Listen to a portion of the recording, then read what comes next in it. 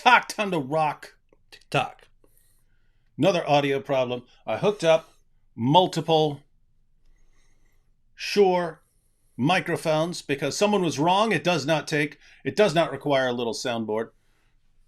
So I plugged them both in, but echo cancellation would only apply to one of them, so the other would not cancel echo for playing video clips.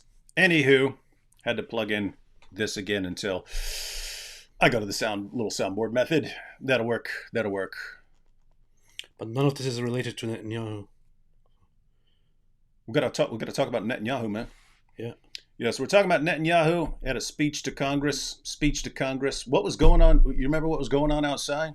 Oh yeah, outside they were peaceful protesters who were peacefully protesting outside and saying death to America and death to Israel, and Hamas is coming, you will pay, and praise Hamas for life, and we love Hamas, death to Israel and America again and again, taking down the American flag, burning the American flag, stomping on it, taking the Israeli flag, which they brought with themselves after paying money for it probably, setting that on fire, and after taking down the American flag and burning it, they would instead, on government property, raise the so-called Palestinian flag, which is not even an original creation. However, since America is a Western nation, we just let this happen, and nothing was really done in response to this.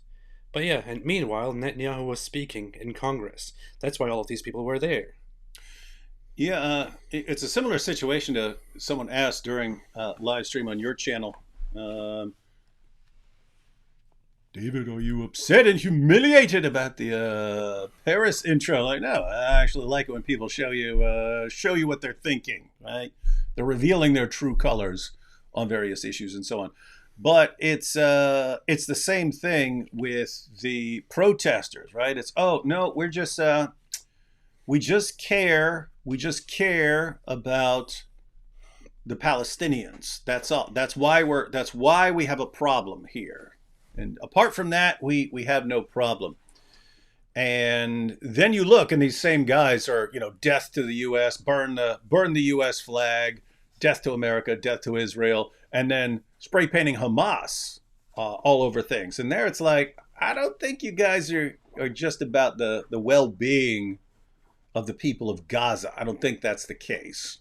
I think you have an alternative agenda that kind of makes sense with, the groups you're aligning with, as far as communists and socialists and so on like that, who want to bring, the West to a screeching halt and turn it into a communist hellscape. So anyway, they did a good job of doing that. Yeah. They did a good job of showing their true colors. Yeah, it is actually it is good to see that these people did that so blatantly and so openly, went there and burned the American flag and said death to Israel, death to America. Of course, it would be better to see that the nation and people around the world actually, stand up and see what's happening and call it out and be more active against it.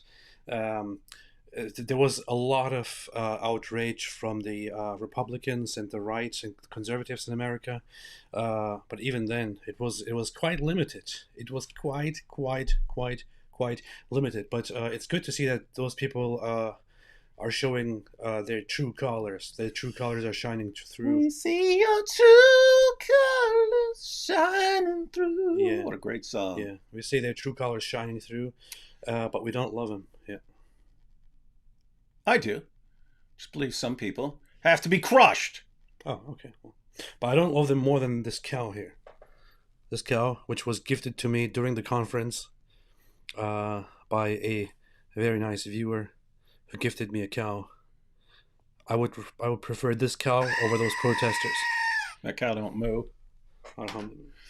All right, so ladies and gentlemen, I have not. Did you watch Netanyahu's speech? Yes, I listened to the whole thing while I was driving. Okay, I did not, but I put it into my my editing program, and you can see where there's a long, steady thing. That's the applause. So I went to every play. Oh yeah, I edited this, ladies and gentlemen, because the the clip of Netanyahu's speech was like 55, 56 minutes, but there were all these standing ovations, and there was tons of spots where there was applause. And once I cut those, I didn't want to watch an entire 55-minute video. So anyway, cut out the spots where was applause and standing ovations, and then it was like 35, 36 minutes. So it's actually, I cut out 20 minutes or so of applause and standing ovations. So don't get upset and say, "Oh, I cut out the applause to pretend that there was no applause." No, I cut it out because it made the video way, way, way, way, way longer. Yeah, I was listening to it, and I wanted to tweet while I was listening. I wanted to say, guys, I love Israel too, and I respect Netanyahu, but I would rather listen to what the guy has to say than hear people applauding for a while after every second word. It was a bit much. Let's see. All right, we'll take these first couple super chats real quick, and then we will jump right into this video. It'll be super dope.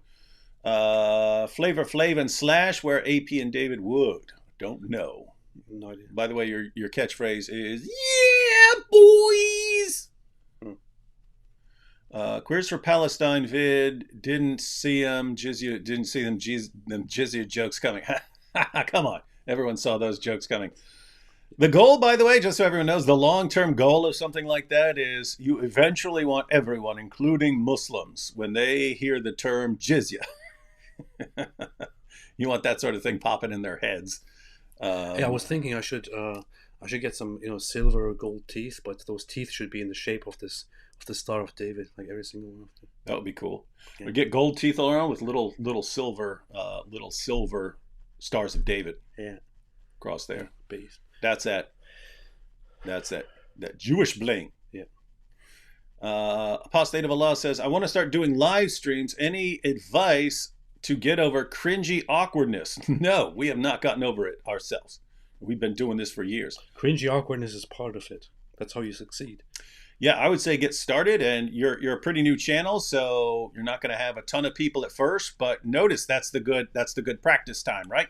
Look at these words of encouragement. It's the good practice time. Nobody's going to be watching. They're going to be the worst things anyone has ever seen in their entire lives at first, because you've acknowledged you're shy and cringy and awkward. So it's going to be difficult at first, but you'll get better. It's the same thing as everything on YouTube. You basically got to get started. You got to get started and then just focus on constantly making improvements. So that's what they do. That's what they do. Pair character. Oh, that's a super sticker. A pair character, which we can't see, lifting some weight, saying, "Keep it up." So everyone who actually is on YouTube can actually see that, but Ecamm will not allow me to see it. Based. Thank you both again, Israel, Rashida, Israel, heart, Rashida, thumbs down. Just realized could move the money slider. Is that Rashida Tlaib? Yeah, Rashida was in the in Congress, and as what her thing have? Yeah, she had this thing. It said war criminal on one side, and something else on the other side. But people were joking about how it says war criminal. And she's holding it. Yeah. So she's the war criminal. What a dope. Oh boy. Just want to show some support to my two personal heroes. You guys paved the way, and we will walk it. Inshallah. Thank you. Appreciate it. We will. We do come up with awesome ideas that are super. We come up with good ideas, man. I don't like Bibi, to say the least. Ooh, he needed the ego boost he can't get here. He never took responsibility. He and his mates have not yet visited the kibbutzim. We got to this also because of him. I see what you're saying, and I know that there are lots of people in Israel who really who don't like him, who don't politically agree with him. I would say I wouldn't completely, but some people also, especially after October 7, put the blame on Netanyahu.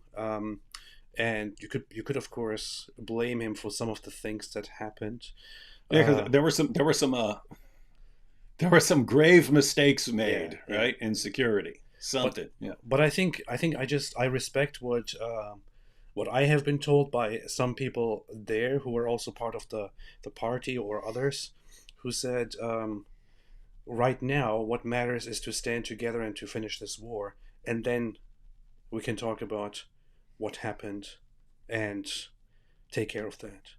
Yeah, So, that would be my perspective. Whatever disagreements you have with Netanyahu, he's doing an important job, and he is hunting down Hamas and getting the hostages back. And therefore, yeah, if you got a problem with him afterwards, or whoever's going to be held to account, whether that's him or him and other people, or other people, whoever dropped the ball on security, yeah, we're going to have to deal with that later. And you're supposed to be.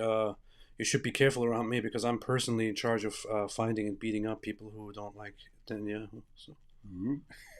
That's what they pay us for. Yeah. Where are my shekels at? I got some shekels around here. So anyway, we'll find the shekels later. Citywide power outage in Paris. One church lit. I did see images of that. It was it's one district of Paris. It's not all of Paris, because other people were posted like, "What do you mean? What are you talking about? This is taking a picture outside my window right now." And what is that? What in the world is going on here? What just happened? Did you do that? No, a bunch of balloons. Probably a new feature. How did that happen? I don't know. Somebody did something. Did people see just balloons randomly go up on my screen? Yeah, some people did something, and then this happened. Well, I saw it on the screen. I'm like, what is that coming from? I'm looking around like they're supposed to, like, there are balloons coming from somewhere. Yeah, so that was one area of Paris, but yeah, there's lots of pictures circulating with total blackout in that area and one church lit up. Pretty dope, I'd say. Applause Congress's version of laugh tracks. Huh. That's weird. There were balloons. What caused that? I don't know. Somebody probably sent balloons or something. Yeah, but how do you do that? Someone else can send balloons? It's probably a new function. Yeah, it's probably a new function. Yeah, but no, but that was in Ecamm, right? Ecamm did that. So whoever did it had access to Ecamm. Ecamm won't even let me see a super sticker. How are they showing me balloons and stuff? Maybe the YouTube stream takes control of what you see here on the display, and then it happens. I don't know. Did you do that? Did you do something to make balloons? I didn't do nothing. Some people did something. You know, it'd be funny if it never happens again. It was like one time balloons shot up and never see it again. Wouldn't that be funny? I think that'd be awesome. That's the day when AP died. We still don't know the mystery behind it. Aha, you see? The threat tendo block me. I will recite the Wingling Shahada and become the Apostate wood, ham, salami, bacon. Beast. Don't threaten. Beast. Don't threaten. You see what happened? Beast. Let's see. For my next trick, I will make Dawa disappear. That'd be a good one. Don't worry, ladies and gentlemen. We are making Dawa disappear. It's just a long, grueling process. New Boom Boom Room idea. Muhammad meets the goofy Sufi who mystically reinterprets everything he says. Stop making fun of Sufis, guys.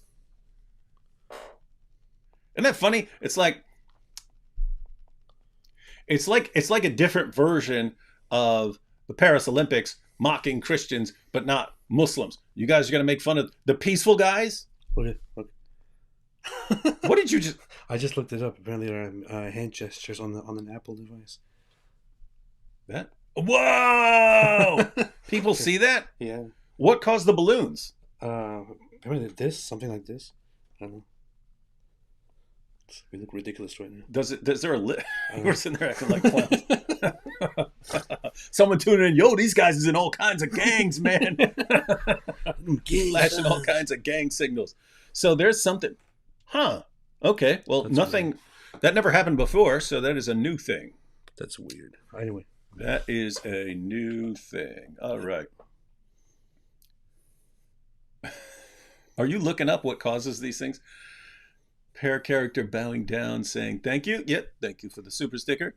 His message says, yo, Ali Dawa got goat's eyes. Why are we attacking people's physical appearances here? Bibi, my love, says, Bibi is my hero. Also, I am Ethiopian, and I am proud of the Ethiopian Jew soldier who ran 8 miles to save Israel. Yeah, matter of fact, he's in this interview. I did see, because when there was applause and it cut away, I did keep those little sections. So there are a couple spots where he pointed to he called someone out in the audience for being a hero, and I actually kept that scene.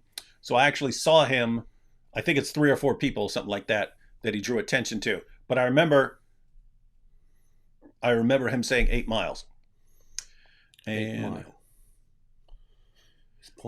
Always great to see you, brothers.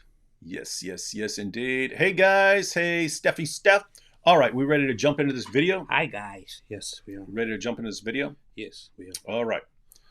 I saw some seconds of the parts that had applause in it. Other than that, I live off the applause. Not sure what he's saying, but the man is a famously good speaker.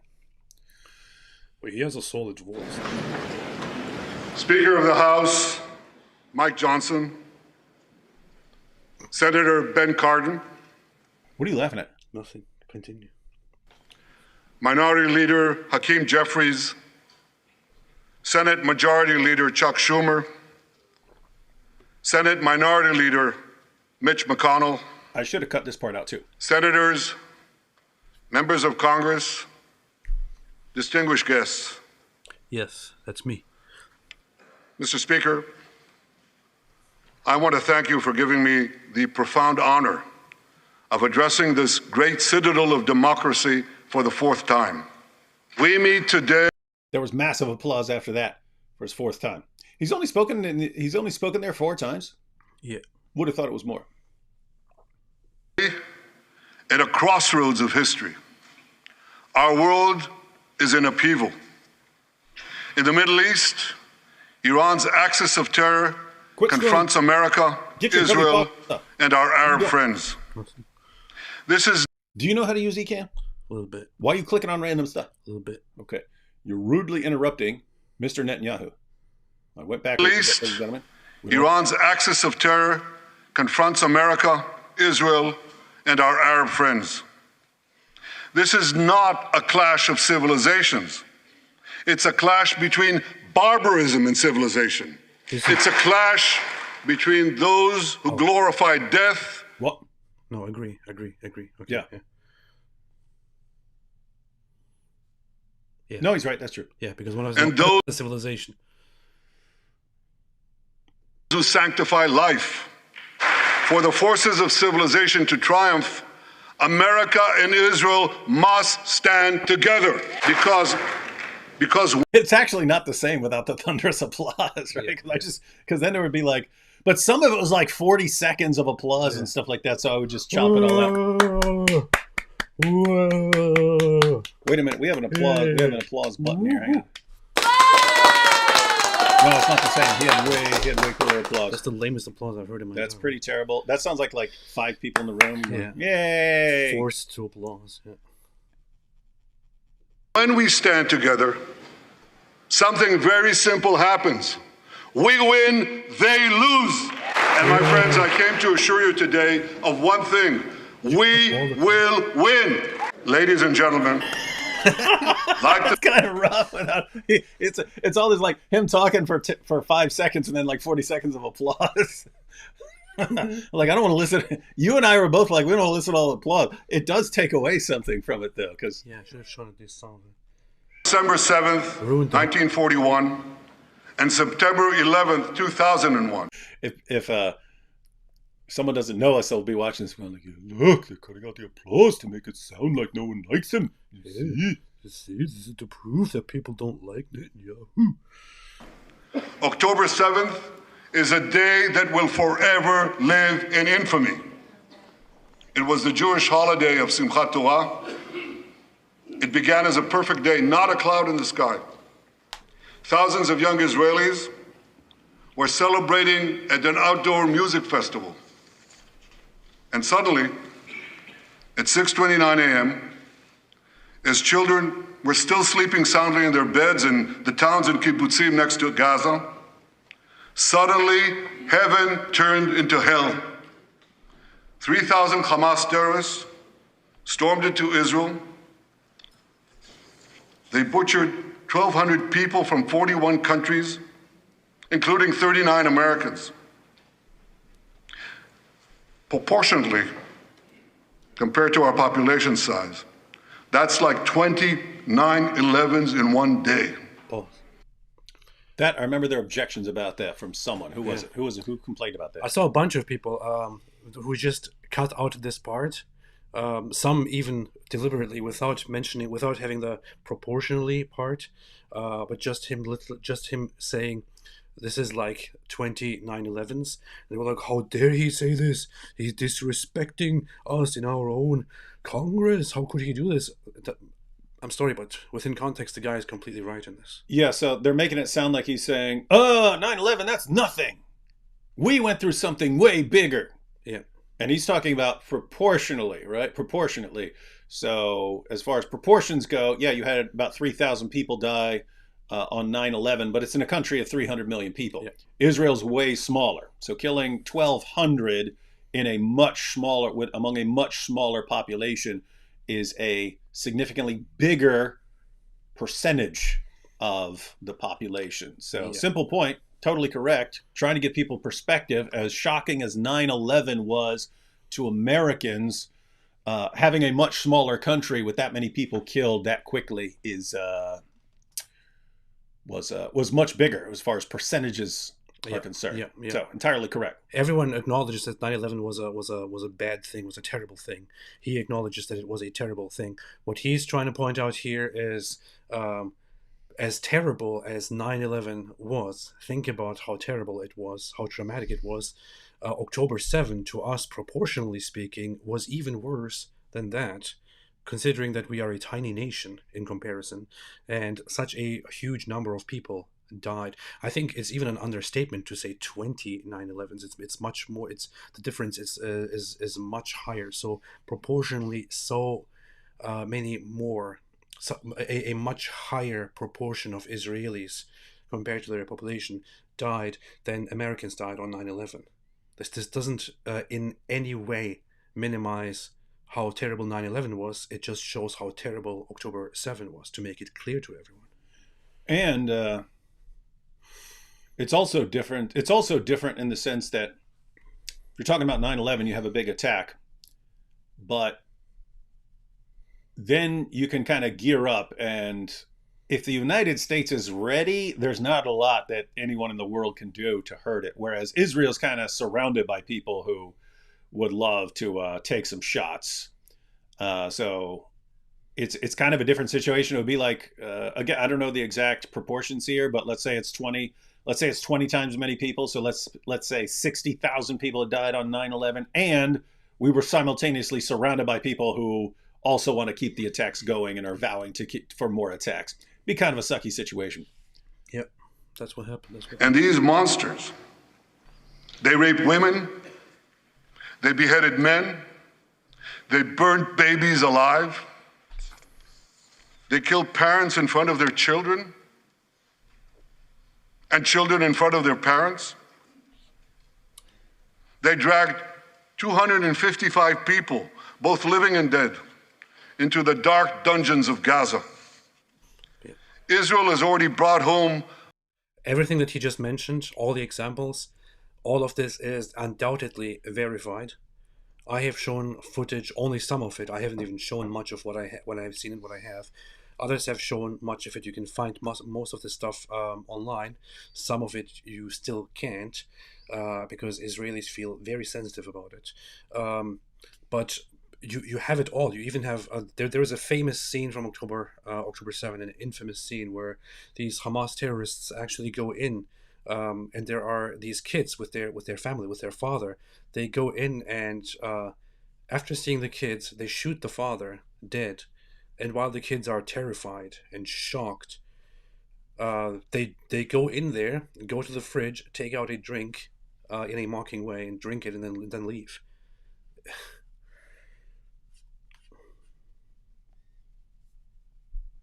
135 of these hostages, including 7 who were freed in daring rescue operations. One of those freed hostages, Noor Gamani, is here in the gallery, sitting near my wife, Sarah.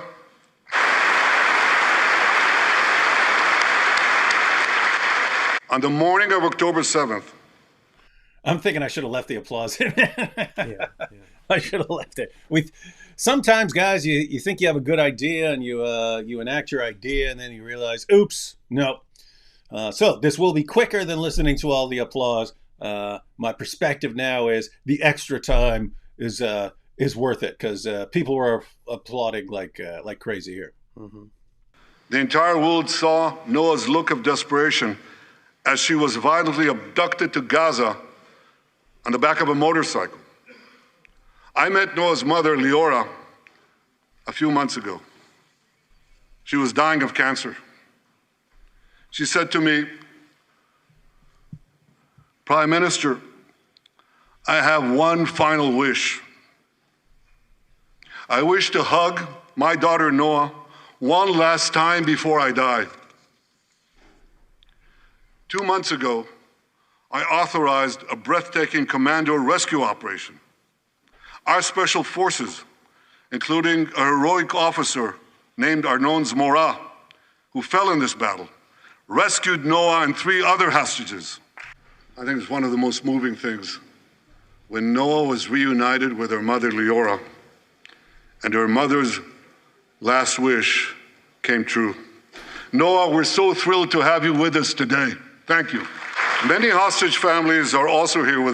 I apologize now, wholeheartedly, for taking out the applause. Yeah, that should be really. I wasn't watching it. I was just looking for the spots where there was lots of applause. Yeah, that was a very important place to applaud. Shame on you, David. But it was my idea to remove it. So. Yeah. Yep. So. I wouldn't have done that. But AP said we had to, or he wasn't going to go live talking about this stuff. Yeah, I said I'm not going to sit there listening to applause. If I wanted to listen to applause, I would watch, I don't know, some weird dance, American Idol or something like that. Idol. Yeah. But anyway, that was an important one. But the thing is, the rescue operation, when they rescued Noah on that day and 2 other hostages. It's just so disgusting. There's a very clear display of how the enemies react to anything Israel does to save or protect its own people. Israel went in there with a very precise operation under extremely difficult circumstances with a very short time window to act. Went in there, rescued 3 of the hostages, killed the family that actually held Noah hostage, which was not Hamas fighters, which was a regular family, including a journalist. So a regular civilian family and a journalist, they were keeping Noah hostage. The IDF went in there, rescued them, and got out as quickly as possible.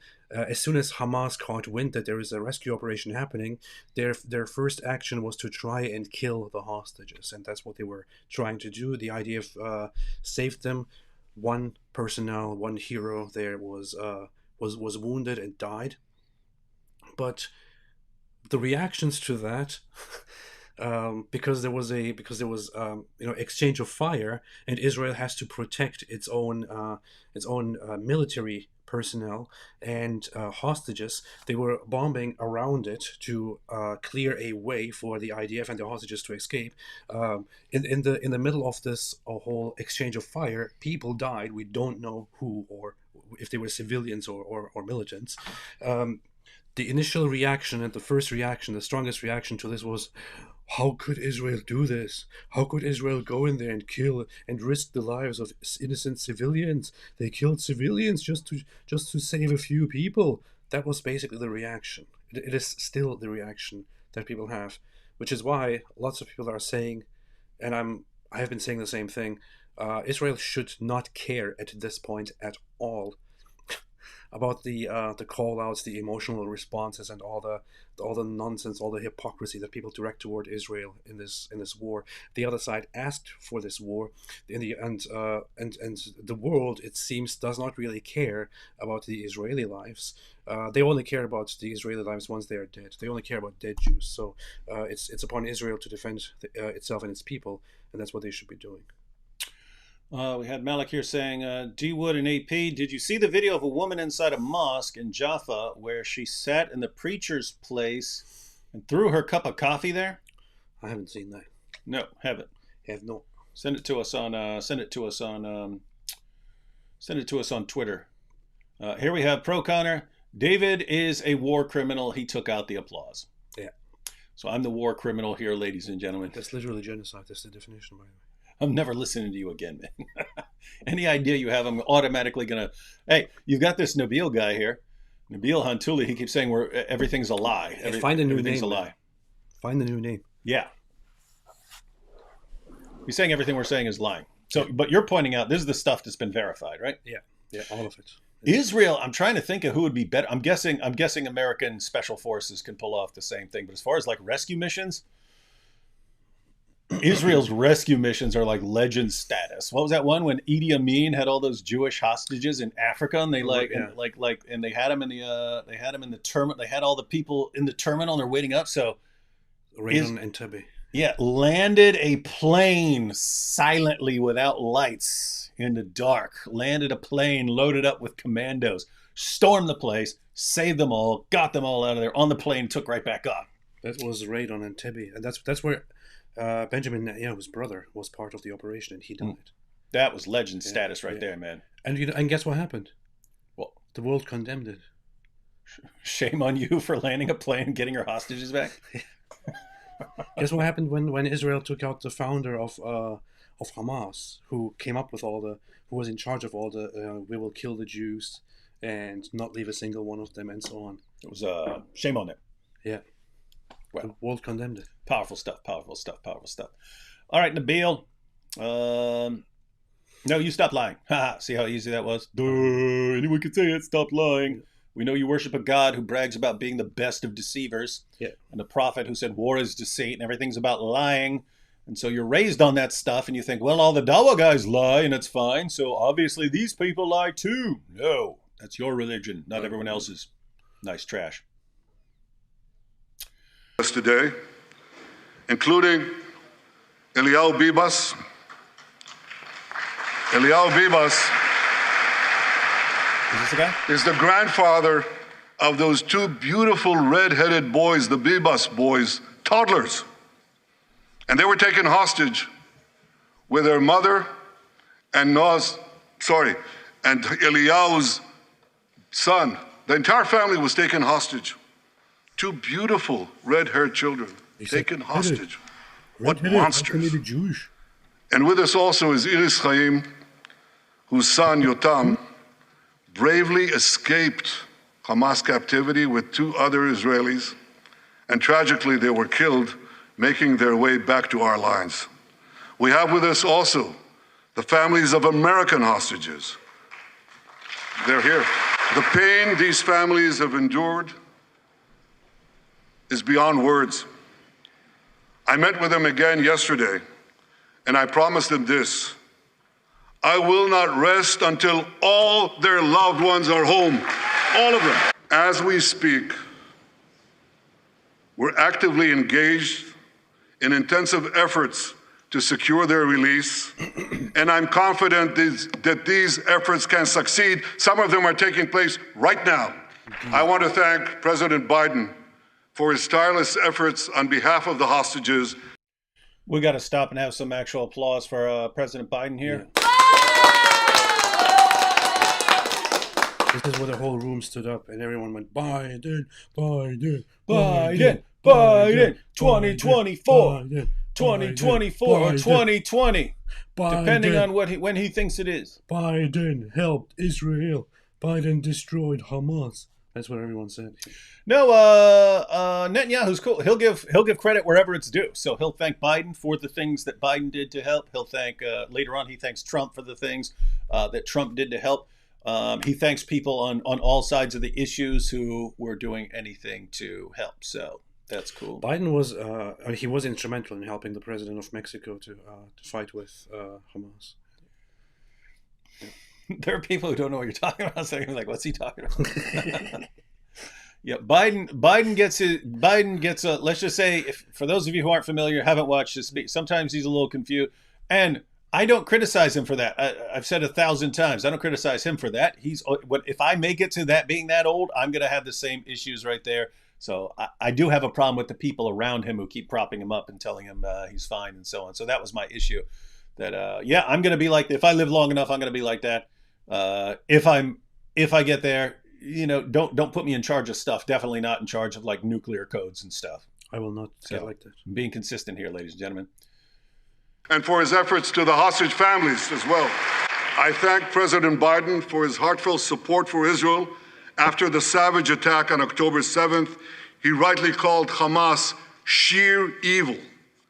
He dispatched 2 aircraft carriers to the Middle East to deter a wider war. And he came to Israel to stand with us during our darkest hour, a visit that will never be forgotten. President Biden and I have known each other for over 40 years. I want to thank him for half a century of friendship to Israel and for being, as he says, a proud Zionist. Actually, he says a proud Irish-American Zionist. With us today is Lieutenant Avichai. It just sounds like this part here where he emphasizes how Biden is a friend of Israel and he's a proud Zionist, and we've always known each other and he always loved and helped Israel. This sounds like it sounds a little bit like a strategic move to reassure or to remind those who stand with the Democratic Party and with Biden and say we're against Israel, to remind them, hey, your guy, he is our friend. He actually supports us. So I got the same thing too. Something along the lines of, and without Joe Biden, we would have lost. Palestine would have indeed been free. They would have taken over if it weren't for Joe Biden and the loyalty, the undying loyalty to Israel of the entire Democratic Party. That'd be awesome. Let's see. Let's take a couple of super. Hey, I didn't see this one from Issa. It's always great to see you, brothers. Yes, Thank you. yes, Appreciate indeed. it. Yeah, Appreciate it. yeah. We'll get Issa back on. Everyone likes Issa, except the people who still call him Goofy Sufi. Yeah, who would say that, man? Bunch of rude people. Steph says, "Hey guys, hey Steph." Stiffy stiff. Mirza, I had not thought about this. Mirza Ghulam Ahmed in the Boom Boom Room. See, here's the thing. We just had a debate with some Ahmadis.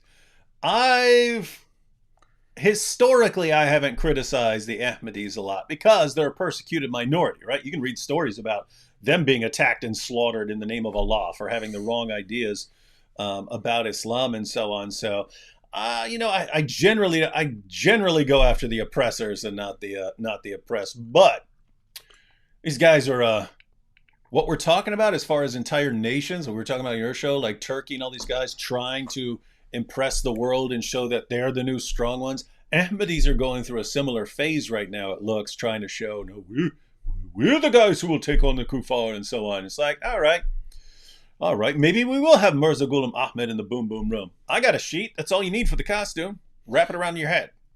That's how you funny. roll. Some major Muslim account actually sent me a private message the other day, which is very surprising. Sent me a private message and sent me a screenshot of the thumbnail that you made for our reaction video, where you put both you and me in the same turban that Mirza Ghulam Ahmed had, and said to me, "I have been laughing about this for an hour or so." That's funny. By the way, little side note, those are some of my favorite comments I get.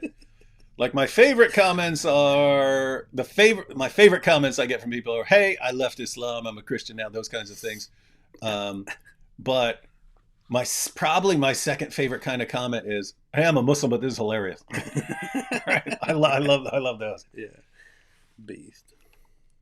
But yeah, Mirza Ghulam Ahmed, I do believe we will be seeing him in the Boom Boom Room. Lol, what balloons. Good to catch y'all live. AP, loved your post on the top 10 terrorist orgs in the world. Yeah, it was very Islamophobic. It was really mean. Yeah. You're ruining inclusivity and diversity. Man, y'all so stylish today. Gangstas from 2 different centuries. Yeah, I do. I never thought about it until I was saying it. When I put this on, I was like, it looks too high. And then I was thinking, it was on APs a little while ago. I was thinking, a bowler hat would be cooler. I might get a bowler hat. We should both get, We should both get bowler hats, and we'll call ourselves the Bowler Brothers. With the Bowler Brothers on the Screaming Goats podcast.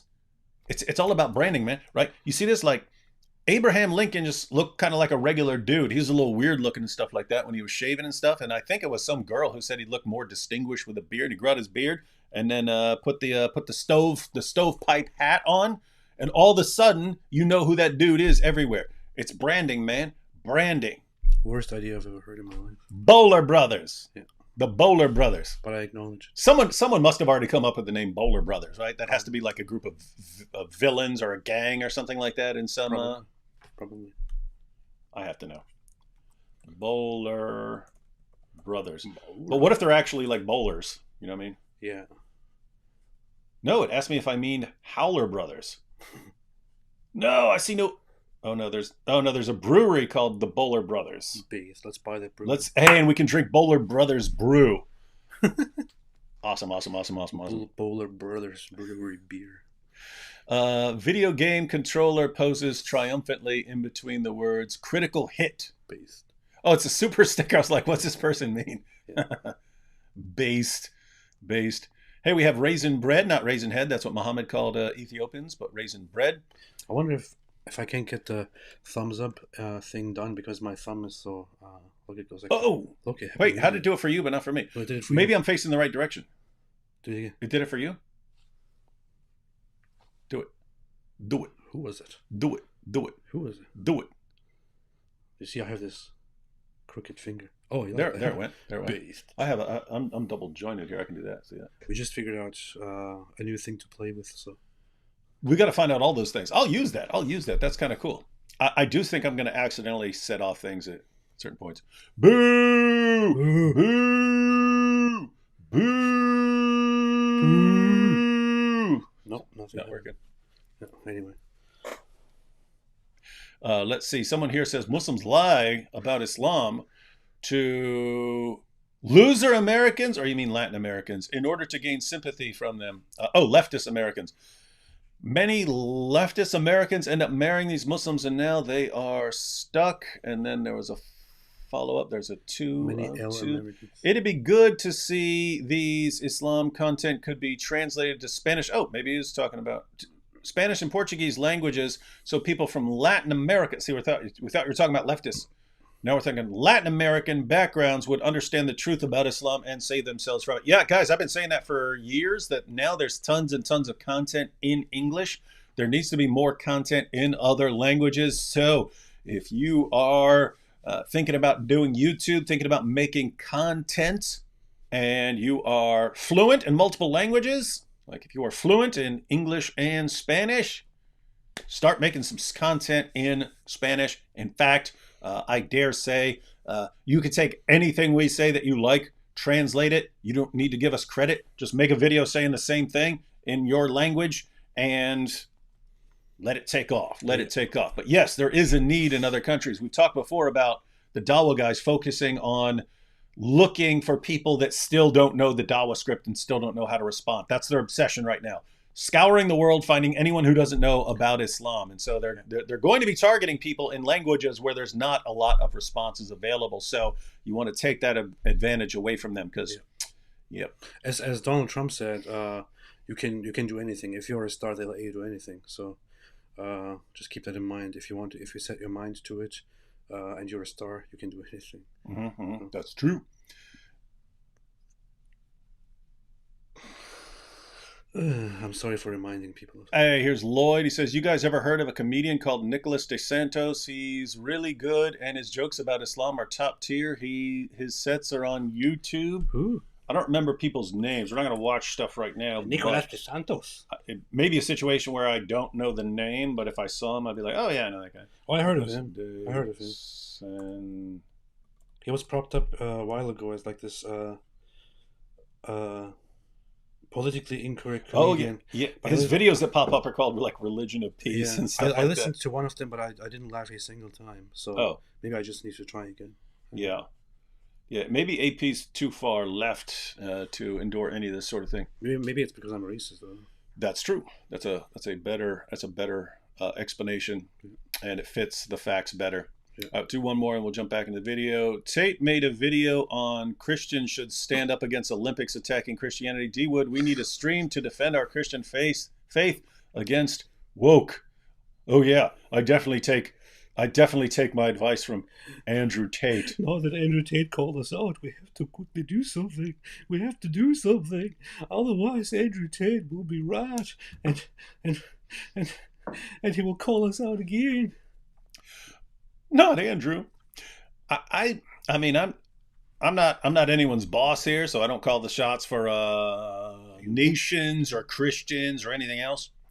But there is a part of me that says, let things run their course until people are absolutely begging for help. What I mean here is it's a similar situation with like the United States, right? Like the United States is kind of like world police for a while. They even made a movie, Team America, World Police. Beast. So America's going around just dropping bombs on people for various stuff, letting bad guys know, hey, this sort of thing won't be tolerated. But lots of people around the world started hating the United States for that, right? Like, hey, you guys come over here, you bomb stuff, what the heck, right?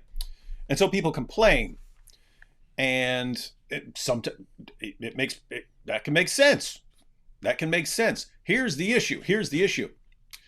People can come to really, really despise the United States and like, hey, just can't you just stay back there and mind your own business? And that's where the difficult spot comes in, because even if you don't like the United States and various things it's done, the United States was protecting a lot of people from some very bad things. In other words, there are places in the world that really want to take over the world. And the United States had a lot of groups in a state of fear, right? Like, hey, we can't do this now because the United States will bomb us. If the United States says, hey, we're out of this, guess what? Those groups are all of a sudden gonna jump up and start trying to take over the world. I mean, you've seen it. You've seen a lot of groups over the past couple of years sort of sensing weakness and wait, now's the time when we can kind of jump into something. Russia wants to expand. It does. It's just built into the system. They haven't in recent decades as much as they would like to, because they're worried about, repercussions and so on. So Islam wants to take over. China would love to expand in various ways. And you had a lot of people not realizing that the United States, whatever you agree or disagree about, they are keeping a lot of groups who want to take you down at bay. And so it's kind of like that with lots of other things. You had police in the U.S. where, like, I'm not the biggest fan of cops. Once you've seen cops do some really messed up stuff, you end up as not a big fan of cops. But once you start saying abolish the police or something like that, or defund the police, like, wait a minute, those police are also doing important things, right? They're also keeping a lot of criminals in check and so on. So even if you have bad experience, if you've seen them do some messed up stuff, they are performing a valuable function. If you just say, hey, let's get rid of them, you got some problems here. So anyway, what we're talking about right now, Christians for over a century. My goodness, just shut up, Christians. Stop preaching. Stop acting like you know things. Just go to your church and mind your own business. And now I'm seeing more and more Christians. You need to stand up against this stuff. Please jump. And I don't mean just from Christians. I mean from their atheists and agnostics and everything else saying, Christians, will you jump up and do something about this? And there's a part of me that says, no, you wanted it. Let's sit back and let this play out for another couple decades. And then you can come back. You see, because what people seem to want is, Christians, we want you to react against the things that we don't like.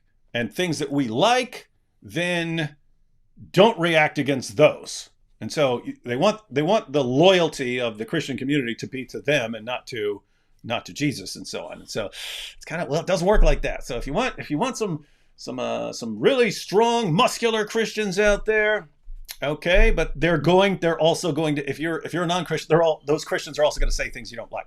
You know what's funny? The other day, speaking of police, I was walking around, and for some reason, I don't know, this never happens, but for some reason, after walking around sweaty with my phone in my pocket for a while, I took out my phone and it says, after emergency calls, do this and this and this. And I'm like, what is happening? And I'm checking and it says notification, emergency location request, missed call from police department.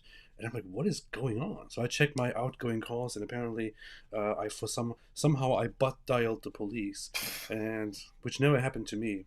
And then I thought, wait a minute, should I should I call them? Should I say everything is okay? Then they called me and I said, hey, and they said, oh, it's just you, AP. We just wanted to check. So Nice. yeah. No, we're good. Let's see. D. Wood could have just used the speed option, cut it to 25 minutes instead of all. He did not say one thing that should make people upset. What? Alhamdulillah. Cut it to 25 minutes. He would be speaking really, really fast. That's a powerful comment. Hey, this idiot Nabil in the chat just said, listen to Scott Ritter and his videos on Israel. I knew about Scott Ritter, but the thing is, look at this. Scott Ritter is an American author, former United States Marine Corps intelligence officer, former United Nations Special Commission, weapons inspector, and convicted child sex offender. Oh, yeah. No wonder our Muslim friends love this guy. He's just like our prophet. Sex He likes to molest little kids. Unlawful contact with a minor, corruption of minors, indecent exposure, convicted and sentenced. See, those are the guys you need to pay attention to. It's just like just like listening to our prophet. And I don't want to say, it's a sex offender, who's into minors, that therefore we shouldn't listen to them. But isn't it interesting that the first person that this guy brings up, this Islamist, is another child? Hey, Nabil Hantuli, why are you trying to get everyone to pay more attention to sex offenders? Alhamdulillah. We got a song around here. Ain't gonna follow no child molester, prophet pretender, sex offender. We got that song, man. Yeah. Don't make us use it. Alhamdulillah. Oh, let's see. All right, let's get back to this. Reuven. Avichai. Hey, wait, is that the Ethiopian dude? I know he mentioned four heroes. Irish American Zionists. With us today is Lieutenant Avichai Reuven. Avichai is an officer in the Israeli paratroopers. His family immigrated to Israel from Ethiopia. In the early hours of October 7th, Avichai heard the news of Hamas's bloody rampage. He put on his uniform, grabbed his rifle, but he didn't have a car. So he ran 8 miles to the front lines of Gaza to defend his people. You heard that right? He ran 8 miles, came to the front lines, killed many terrorists, and saved many, many lives. That's a cool dude right there. Because it would have been very easy. Like, I got no ride, man. I'll just chill here in case the fighting comes to me. Wrong. This dude took off running 8 miles. 8 miles. Ethiopian Israeli, about whom people make up a lot of lies, but there are so many Ethiopian Israelis serving in the military, holding important positions, being commanders. I know one personally, and so on. It's just it's great to see. But I imagine as he was running those 8 miles, there was the music playing, Lose Yourself. I was sweaty. I was just thinking. Heavy. I was just thinking they should make a movie about this guy. Call it 8 Mile. Yeah. That'd be dope. Yeah. Hey, I bet Eminem would do the soundtrack. Yeah. We all honor your remarkable heroism. Another Israeli is with us here today, and he's stand up right next to Avichai. Yeah, stand up. This is Master Sergeant Ashraf al-Bakhiri. Ashraf is a Bedouin soldier from the Israeli Muslim community of Raat. Muslim. On October 7th, Ashraf too killed many terrorists. First, he defended his comrades in the military base, and he then rushed to defend the neighboring communities, including the devastated community of Kibbutz Be'eri. Look, like Ashraf. This is an instance where they gathered heroes that are loved for what they have done on October 7, that are of a different background, that are not just regular Ashkenazi or Sephardic Jewish or whatever it is. They are Muslims. They are Ethiopian. I think there was a Druze or something. But so this is one of those instances where doing that, we're bringing those people here and pointing them out is totally justified, because there are lots of leftist people in America and around the world who have this very extremely embarrassingly delusional picture of Israel, that Israel is this white colonizer place where all of the others, especially the non-Jews, they're oppressed and they're treated like second-class citizens. In fact, they can't walk across the street. They're shot and searched and this and that, which is just so absolutely insane because it has nothing at all to do with reality. Yep. So it is probably important for them to do this and to show these people. Of course, people who don't want to acknowledge the truth will still, uphold their skepticism and their cynicism at this point, maybe. But at least it's worth a try, because this is what Israel is. Israel is a very diverse country that is very, very far detached from this dumb idea that is often presented in the West by leftists. Yeah, and that is stuff that's important to emphasize. A couple days ago, I posted a poll. I did them a day apart. And one, I said, if a Hamas jihadi could push a button that would kill every Jew on the planet, would he push it? And it was something like 97% of people said yes, he would. So people in general seem to have an idea of what Hamas is about. The next day, I posted the same thing. I said, if an IDF soldier could push a button that would kill every Muslim on the planet, would he push it? Which I thought was like obviously no.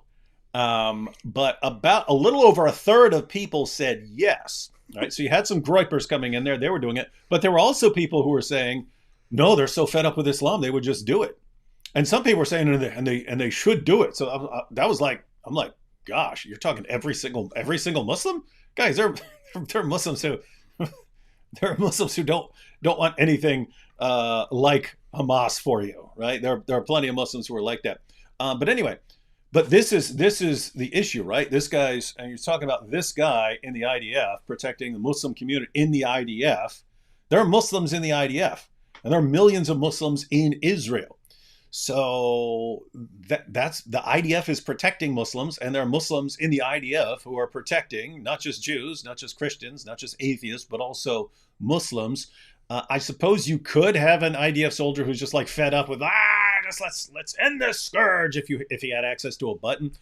But to think that like a randomly selected IDF soldier would want to kill even his fellow IDF Muslims in the IDF or Muslims in the population who aren't attacking anyone or something like that is pretty absurd. The funny thing is also that Arabs are practically exempt from military service in Israel.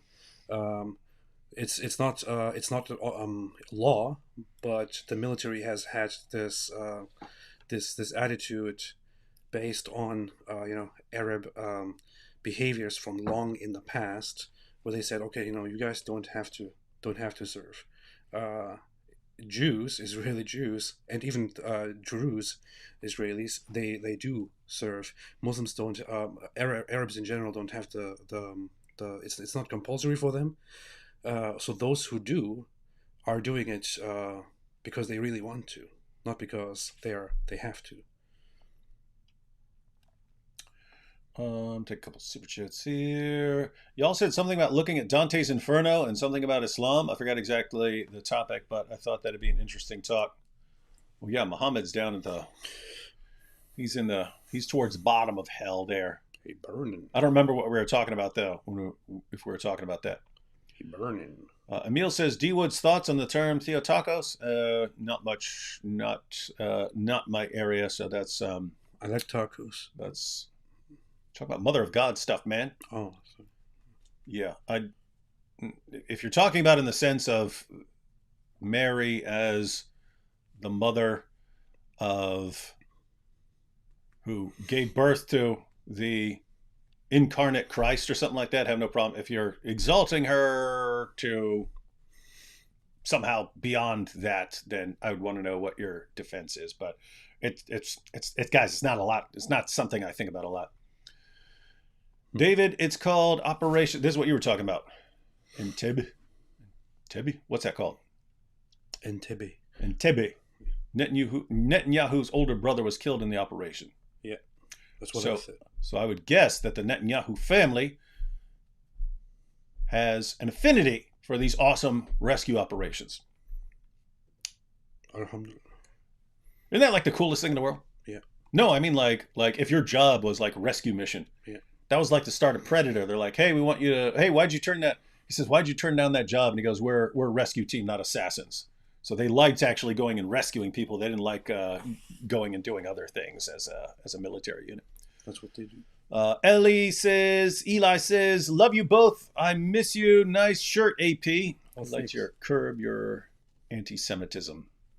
My wife got this for me because she knows I really like Curb Your Enthusiasm, and would like this too. So that's a pretty good shirt. Yeah. Pretty good. Hamas posted own footage committing atrocities. Yeah, you got Muslims. Prove this. It's all lies.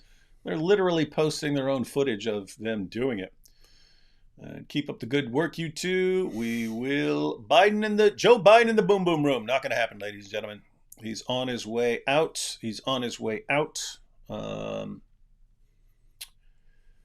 If Kamala actually wins, wouldn't mind doing that. Maybe with me playing Kamala Harris. You know what?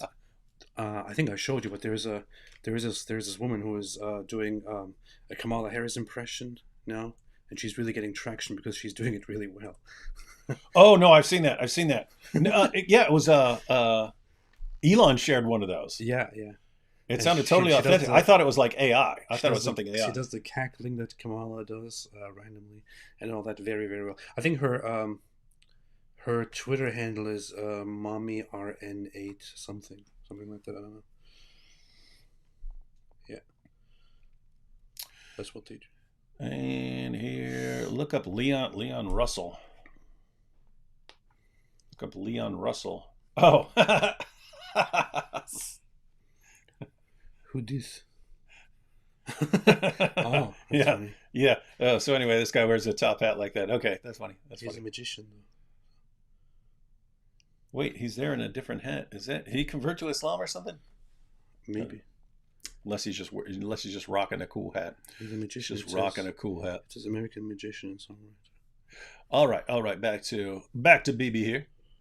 The Muslim soldiers of the IDF fought alongside their Jewish, Druze, Christian, and other comrades in arms with tremendous bravery. Take that, Rashida. A third hero, Lieutenant Asa Sofer, is also here with us.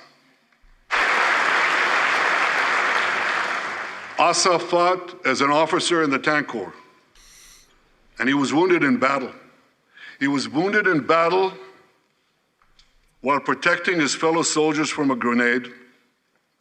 He lost his right arm and the vision in his left eye. He's recovering, and incredibly, within a short time, Asa will soon return to active duty as a commander of a tank company. I just learned there is a fourth hero here, Lieutenant. That's pretty hardcore. It is, and that kind of shows. We saw that when like the what was it, induction ceremony or something like that, and we were there by the Western Wall and stuff like that. And like all these guys signing up to join the IDF, and it's like, yeah, all you guys who thought you're just going to demoralize Israel or something like that, I don't think so. They seem pretty intent on protecting their people here. Yeah. Jonathan Ben Chamo, who lost a leg in Gaza and continued to fight.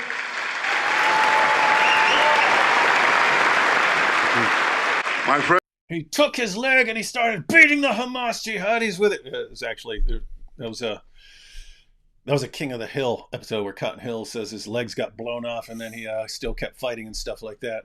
Anyway, this is a real guy who did that. If my leg was blown off and there was a Hamas dude in front of me, I would... Anyway, continue. I'm guessing it's a situation like your leg gets blown off. You put a tourniquet on there, seal it off, but you got a gun there. You can still keep shooting. You could put that in, yeah. Friends, these are the soldiers of Israel, unbowed, undaunted, unafraid. As the Bible says, Am kelavi yakum.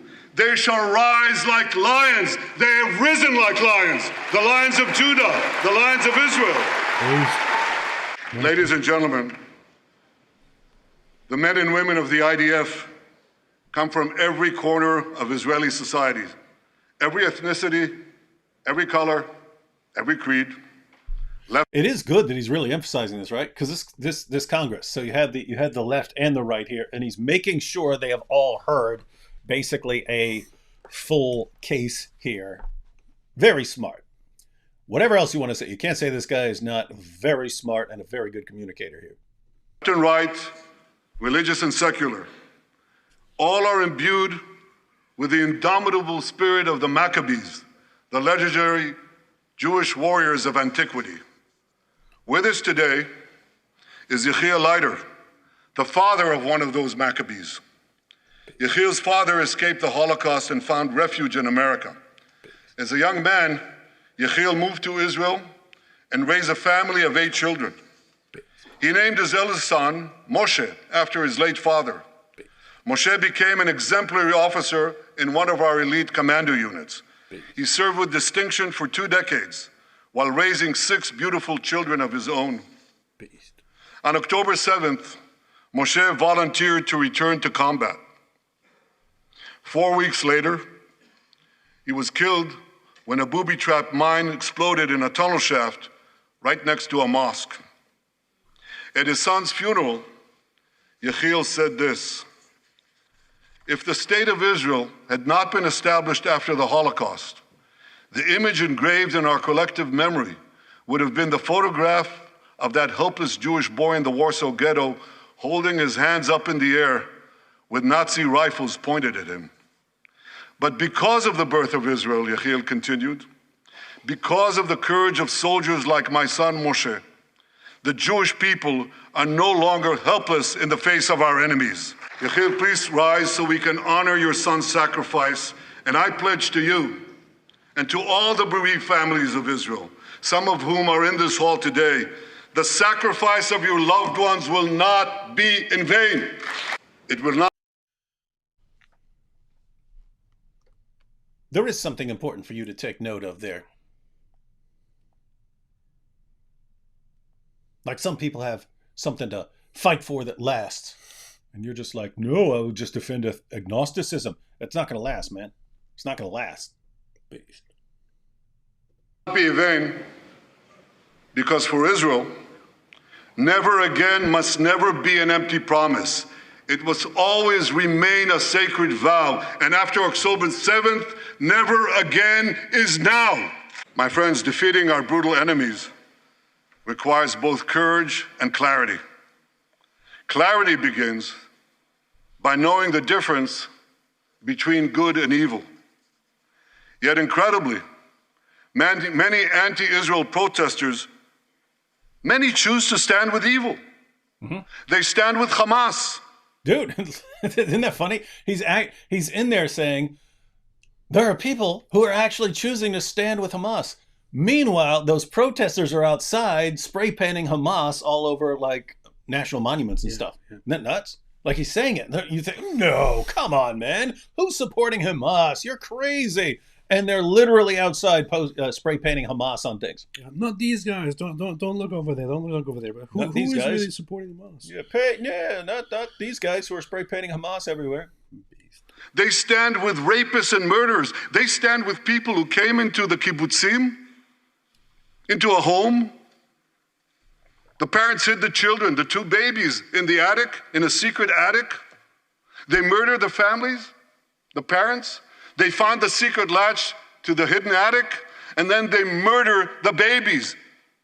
These protesters stand with them. They should be ashamed of themselves.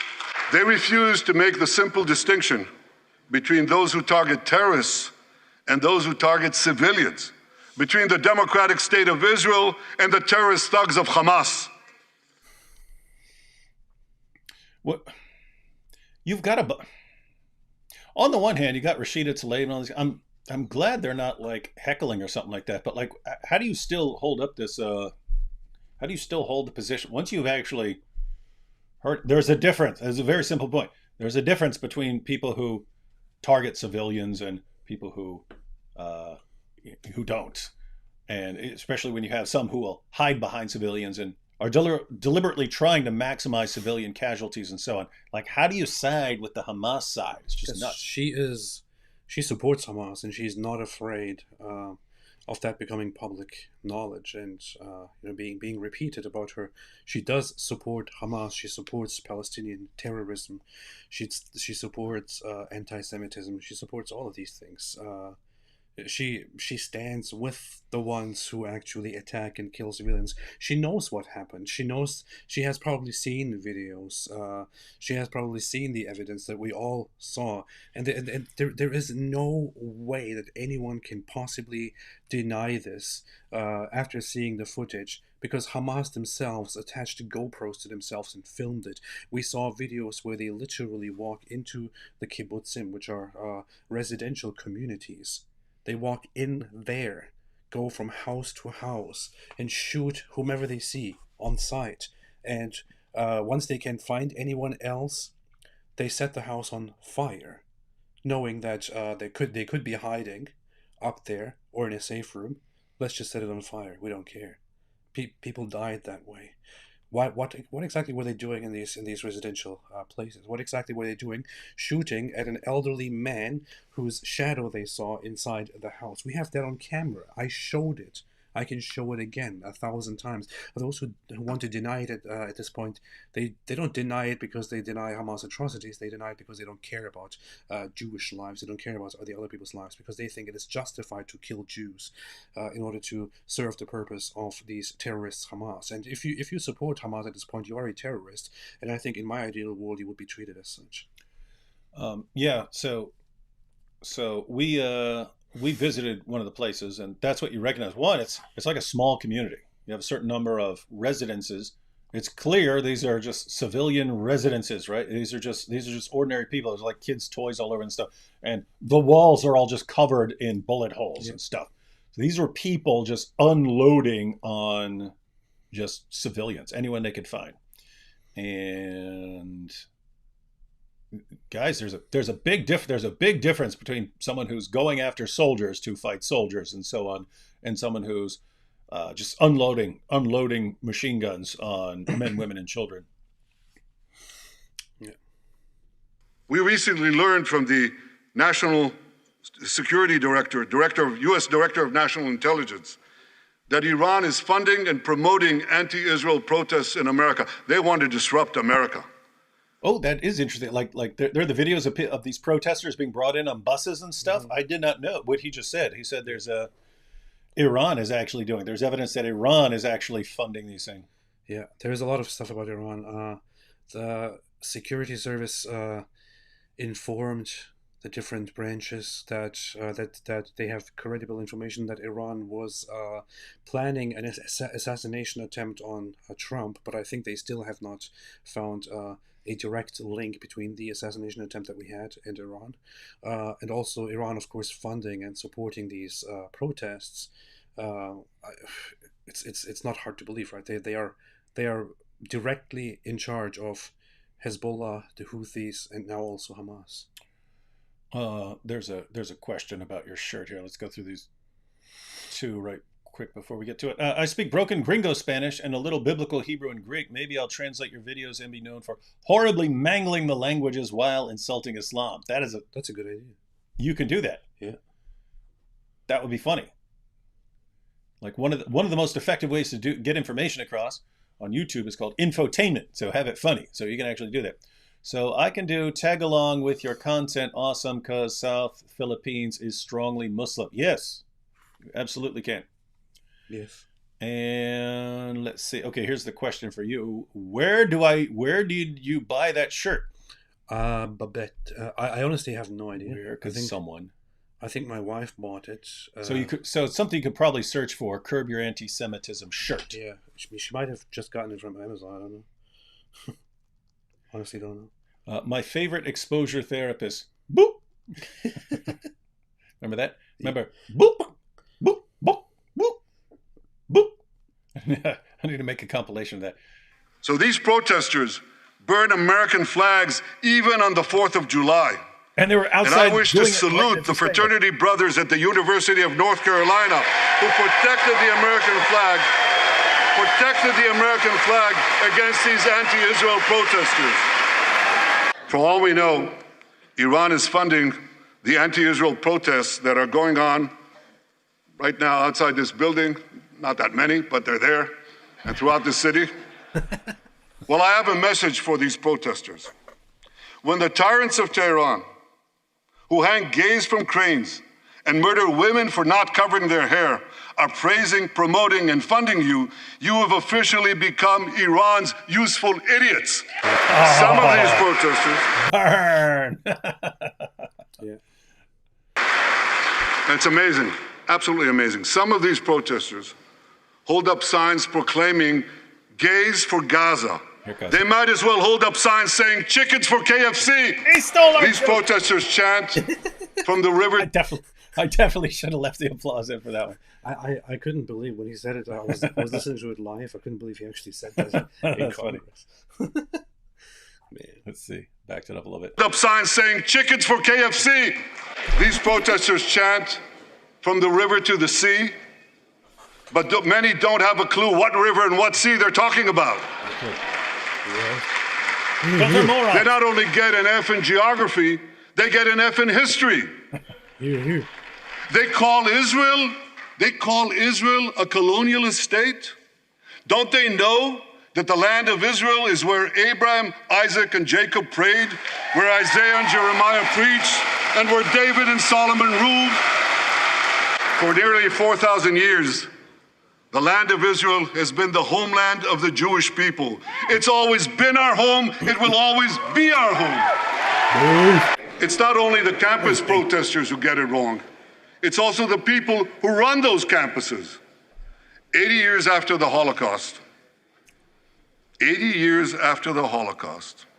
the presidents of Harvard, Penn, and I'm ashamed to say my alma mater, MIT, couldn't bring themselves to condemn the calls for the genocide of Jews. You remember what they said? Depends on the context. They said, it depends on the context. Yeah. Well, let me give these befuddled academics a little context. Anti-Semitism is the world's oldest hatred. You see, he's watching. For centuries, the massacre of Jews was always preceded by wild accusations. We were accused of everything from poisoning wells, to spreading plagues, to using the blood of slaughtered children to bake Passover matzahs. These preposterous anti-Semitic lies led to persecution, mass murder, and ultimately to history's worst genocide, the Holocaust. Now, just as malicious lies were leveled for centuries at the Jewish people, malicious lies are now being leveled at the Jewish state. I am noticing a pattern here. Me too. What pattern? We're seeing a pattern here. People like to lie about Jews. Yeah. There is this one aspect of when people talk about blood libel. This is what we usually talk about. This is what it's usually meant. What he just mentioned about allegations or accusations that Jews would kidnap or kill non-Jews and then use their blood in baking matzah. Matzah is the little bread thing, dish, whatever you call it, that is prepared during Passover. And seriously, I think it started as early as like 1,000 years ago. There were these rumors that they were actually kidnapping children and using their blood to bake matzah. And I don't know if it has anything to do with the fact that it kind of looks like, slightly red and slightly burnt all over the place. People have very, very wild imaginations. But the thing is, as absurd and insane as it sounds, and they actually did kick out or just kill Jewish communities throughout history based on such ridiculous accusations. You have similar accusations and you have similar libels nowadays about Israel and about Jews, and people actually buy it and run with it. You even have people who come into our comment section who still spread dumb stuff like that. People are really insanely obsessed with Jews. Like the Groypers? Yeah, the gropers. The Gropers. Yeah. Stop groping people.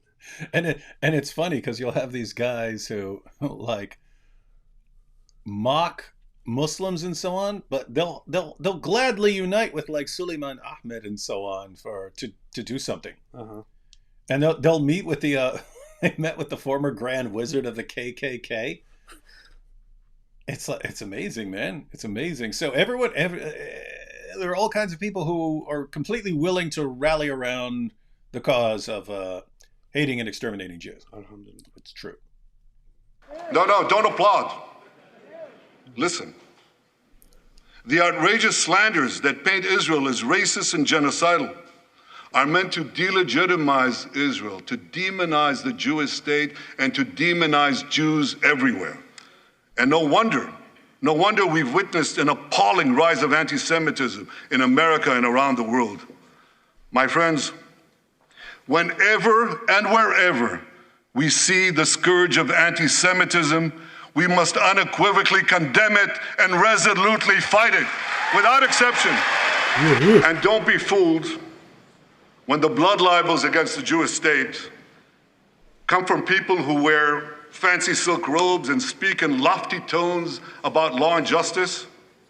Law and order. Here's a case in point. The prosecutor of the International Criminal Court has shamefully accused Israel of deliberately starving the people of Gaza. This is utter, complete nonsense. It's a complete... Yeah, aren't there like an endless array of food trucks constantly going in there? Yeah. Imagine it. So Israel is accused of deliberately starving the population of Gaza, but the Israeli army, together with other organizations, is constantly busy allowing and marking routes for aid to go into Gaza. This is what the state of Israel spends a lot of time on, and a lot of resources on. Allegedly, we are both told that Israel is indiscriminately killing the Palestinian or Gazan population. On the other hand, so much of their resources and their time is spent on creating safe zones and sending in aid. Fabrication. Israel has enabled more than 40,000 aid trucks to enter Gaza. That's 500,000 tons of food. And that's more than 3,000 calories for every man, woman, and child in Gaza. If there are Palestinians in Gaza who aren't getting enough food, it's not because Israel is blocking it, it's because Hamas is stealing it. So 3,000 calories a day is, if you took all the population and the food that has gone in, it's enough for every person there in Gaza to have 3,000 calories a day. No one should be starving, which means, as you just pointed out, if there are starving people, then it's because of Hamas, not because Israel is starving people. Yeah. So much for that lie, but here's another. The ICC prosecutor accuses Israel of deliberately targeting civilians. What in God's green earth is he talking about? The IDF has dropped millions of flyers, sent millions of text messages, made hundreds of thousands of phone calls to get Palestinian civilians out of harm's way. But at the same time, Hamas does everything in its power to put Palestinian civilians in harm's way. They fire rockets from schools, from hospitals, from mosques. They even shoot their own people when they try to leave the war zone. A senior Hamas official, Fatri Hamad, boasted, listen to this, he boasted that Palestinian women and children excel at being human shields. His words, excel at being human shields. Pause. What? This is the Fatih Hamad.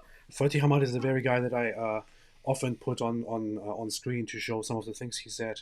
He's the same guy who said in 2018, in 4 years, brothers and sisters, we will destroy Israel and we will have cleansed all the Jews. We're delayed by COVID, but yeah, and then we will build a caliphate and we will expand this to the world. 4 years, then we will have removed the cancer of the Jews. 4 years, brothers and sisters. COVID unfortunately delayed things a little bit, but we are trying to deal with that. This is the guy. He's the same guy who said, who appealed to Palestinians in Jerusalem and said, go to the market, buy yourself a knife for just 5 shekels, go find a Jew and kill him. This is what we're supposed to do. That's the same guy. And I'm often surprised that not more Israeli speakers mention that guy. So I'm happy to see that Netanyahu actually mentioned. We wonder why a lot of Israelis don't mention a lot of stuff that should be mentioned. But wait a minute. So let me get this straight. One side is accused of targeting civilians. Mm-hmm.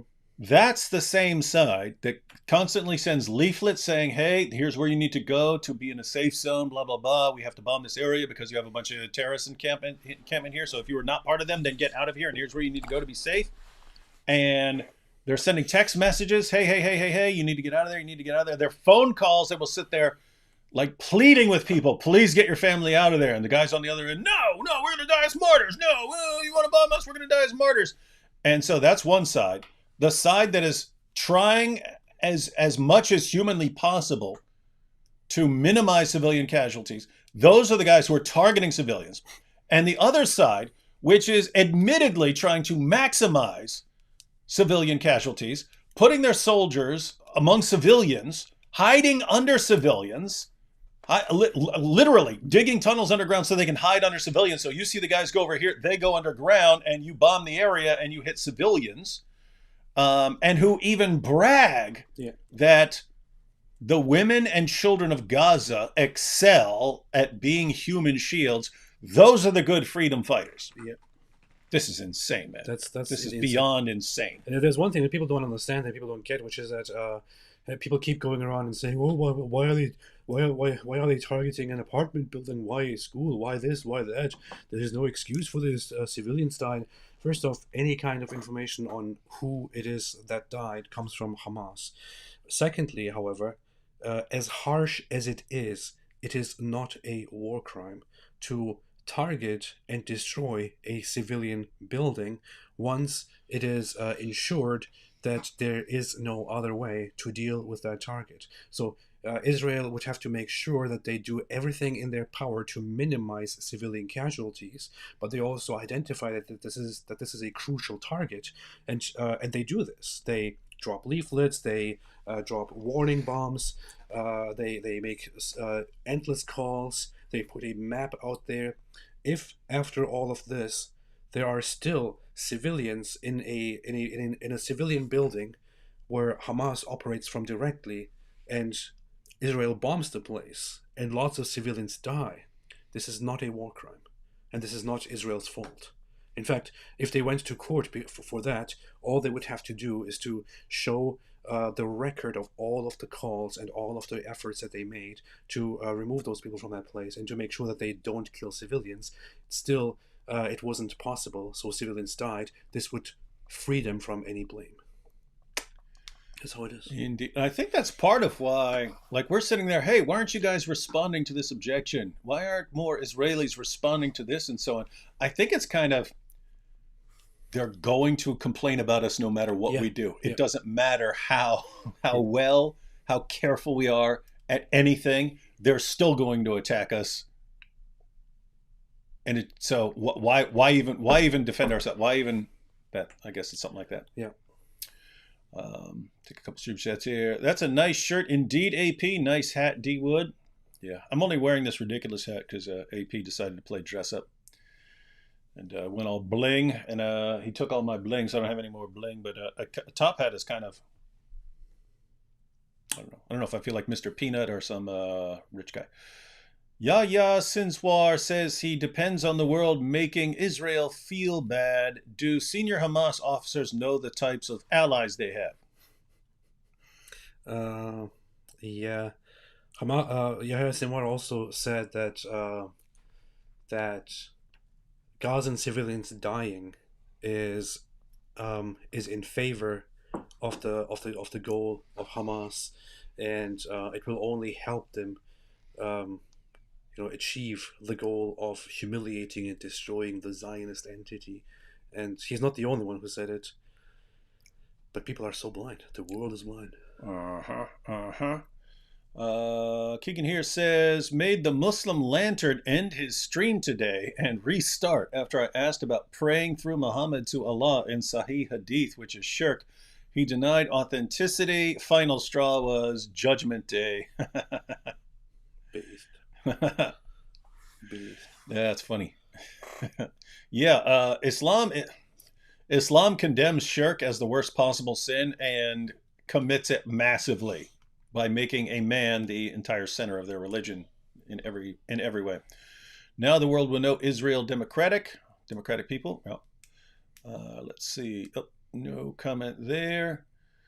If we can persuade AI when it becomes sentient to draw Muhammad, the Islamic Caliphate will have to fatwa it, and they might destroy each other. It'd be funny to do like some sort of Terminator parody where the Skynet becomes self-aware and recognizes Islam as a threat and draws Muhammad. That's good. Let's see. Droog says, thoughts on Anjem Choudhury's arrest and sentencing? I mean, it's kind of a rough situation. Anjem Choudhury is sort of like Mohammed Hijab in that, I mean, it's different because he actually, as far as I recall, he has a law background. He's like a lawyer or something like that. But a lot of the Dawa guys make sure they are aware of where the legal lines are, and they go right up to that line. So like Ali Dawa, when we get the bell, we're going to chop your heads off, blah, blah, blah, blah, blah. He understands it's not a specific threat of a particular person at a certain time and so on, that he can get away with it. You've got Hijab. Hijab would send these threats of rape and torture, but he would just add words. He would add words to, remember, force them to their knees in intellectual submission, right? So he would add intellectual. So what are you talking about? I'm not talking about physically forcing them to their knees and defiling them. I'm saying defile them, intellectually and so on. So he's aware of the line. He goes right up to the line, but he makes sure that if he were brought into court or something like this, I didn't threaten him. And Anjem Choudhury's always been like that. Here's exactly of what I'm allowed to say, and I will not go beyond that. I will go right up to the line. But you kind of got the idea that he's doing some serious jihad propagation behind the scenes, right? Yeah. And looks like. Although I don't. As far as additional, that's how you do it. Yeah. Oh. Huh. Well, wait. Now I can't make the peace sign with a bunch of stupid balloons going up. Peace. Peace. Peace. Peace. And it's not even consistent. What if I do it over here? Peace. Hello. Peace. It don't work. It's barely functional. The other issue with the Anjem Choudhury arrest. The British prison system, because of the government and their complete incompetence, you have not done anything by arresting him. You have not done anything to stop jihad, because they're going to lock him in a big building filled with Muslims and non-Muslims, and the Muslims are in there busy making converts. Hey, convert now, say the Shahada, or we're going to beat you half to death on a daily basis until you do. And then once you convert, then they're busy radicalizing you. He's been sentenced to prison dawa. That's what Anjem Choudhury has been sentenced to. Prison dawa. So he is going to be in there radicalizing people to be jihadis once they get out. There is no way out of this situation until the people of Britain are ready to make some difficult decisions and to just not worried about people's feelings or worry about offending Islam and actually make some tough calls. And this one is easy to make. It's an easy solution that they will never make. The easy solution is you keep Muslims and non-Muslims separated, separate prisons. Radicals, you keep them separate from anyone who's Muslim but doesn't care a whole lot.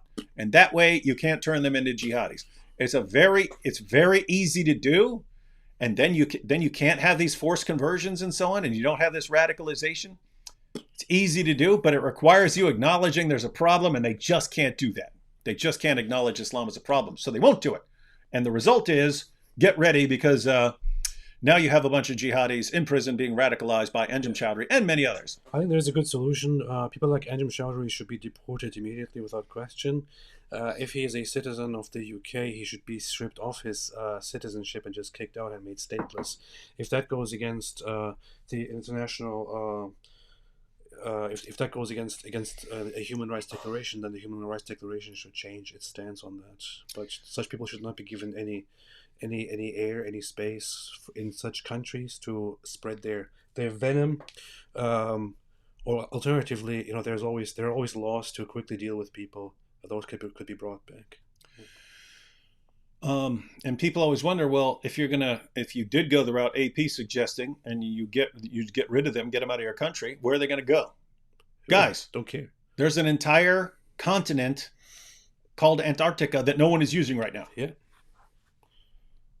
Just show them pictures of penguins. They'll think it's chicks and burkas, and they'll be happy to go down it. Or you could, I'm sure Elon Musk would agree to some experiments of sending some people up to outer space in vessels as an experiment and see what happens. No other country has to defend its very existence. It is absurd. That is true. Like even like Muslim nations that are just Sharia compliant hellholes. No one says you don't have a right to a country. That's only Israel. Iran would like U.S. and Israel insulting and mistrusting each other. Get the great Satan and the little Satan blaming each other. I'm glad we still believe in each other. Silent majority, at least. Yeah, that's what Iran does. That's what they do. It is what they do. Their slogan and their policy to say death to America and death to Israel and to death and curse the Jews. And that's what they want to do and what they want to succeed at. And then there are of course also those useful idiots, both on the left and also on the right occasionally, who really help them with that. And but I mean, think about it. They're constantly death to America, death to Israel. They're killing women. They're killing their own people. Only 40% of the population still considers themselves Muslims. Looks like that regime is going to collapse in the very near future, and they're sitting here going, "Huh, what if we pay for the bus to bring these protesters out to the war? That will show everyone. Yes. That will show everyone. Then Americans and Israelis will start hating each other, and then we'll win." And somebody made a good suggestion that you could try sending people like Anjem Choudary in a vessel to Uranus and see if that does anything, if that changes anything. You should open a new channel or clip series of Come Read With Me Islam with a Jewish scholar, the Dizzle, AP, Armand Avabi, and maybe a Hindu. This way, you can go through every single surah and see which religion it's stolen from while giving the tafsirs and hadiths related to the same passages. And a massive video and verbal methodical breakdown of every single Islamic lie and deceivement with their proud dawah puppets destroying themselves and Islam. We are in the near future. It's not like that as far as having a bunch of different people from a bunch of different backgrounds, but we are going to bringing in a couple of Arabic speakers to help do a regular series. I'm talking like move to the area so that we can do shows together, but we are going to do, not sure what to call it or exactly how to go about it, but I want something comprehensive as far as possibly going through the entire Quran, call it like through the Quran or something like this, but at the very least go through the most important passages, bringing up the various commentaries and so on, and having that handy so that anytime you want something handy where anytime you're going somewhere and someone's bringing up some passage, you can go back and you can educate yourself very quickly on that because you got the videos handy. There's a Pulsar in the comment who says many Israelis protesting against Nazi-Yahu. Dear Pulsar, I'm pretty sure that you are not interested in facts anyway, but the population that vastly protests against Netanyahu, they're not protesting because they are against the war. What they're protesting is different policies on how to deal with the war, how to deal with the hostage situation, on plans post-war in Gaza, and so on, to replace and put somebody else in place and conduct the rest of the war. Things like these. People there don't believe in your BS story of we're being genocided. Mm-hmm. Yeah, and I mean it's the same thing we were talking about earlier. If the people of Israel decide they want another leader, you have that ability. You have that ability. You can campaign, you can vote, and so on. Right now, he's dealing with some problems. He's dealing with some difficult issues, and I have to say, doing a pretty bang up job. Yeah. One more, and then we'll jump back in the video. Brutefact.world runs on Jews and white Christian inventions. I think he's saying world runs on Jews and Christian inventions. Alhamdulillah. All right, back to this. Monstrous evil For Israel, every civilian death is a tragedy. For Hamas, it's a strategy.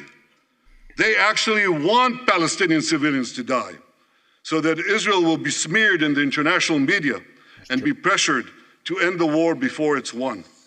This would enable Hamas to survive another day and, as they vowed, to carry out October 7th again and again and again. Well, I want to assure you, no matter what pressure is brought to bear, I will never allow that to happen. The vast majority of Americans have not fallen for this Hamas propaganda. They continue to support Israel. And I want to say thank you, America, and thank you, senators and House members who continue to support us, continue to support Israel, continue to support the truth and see through the lies.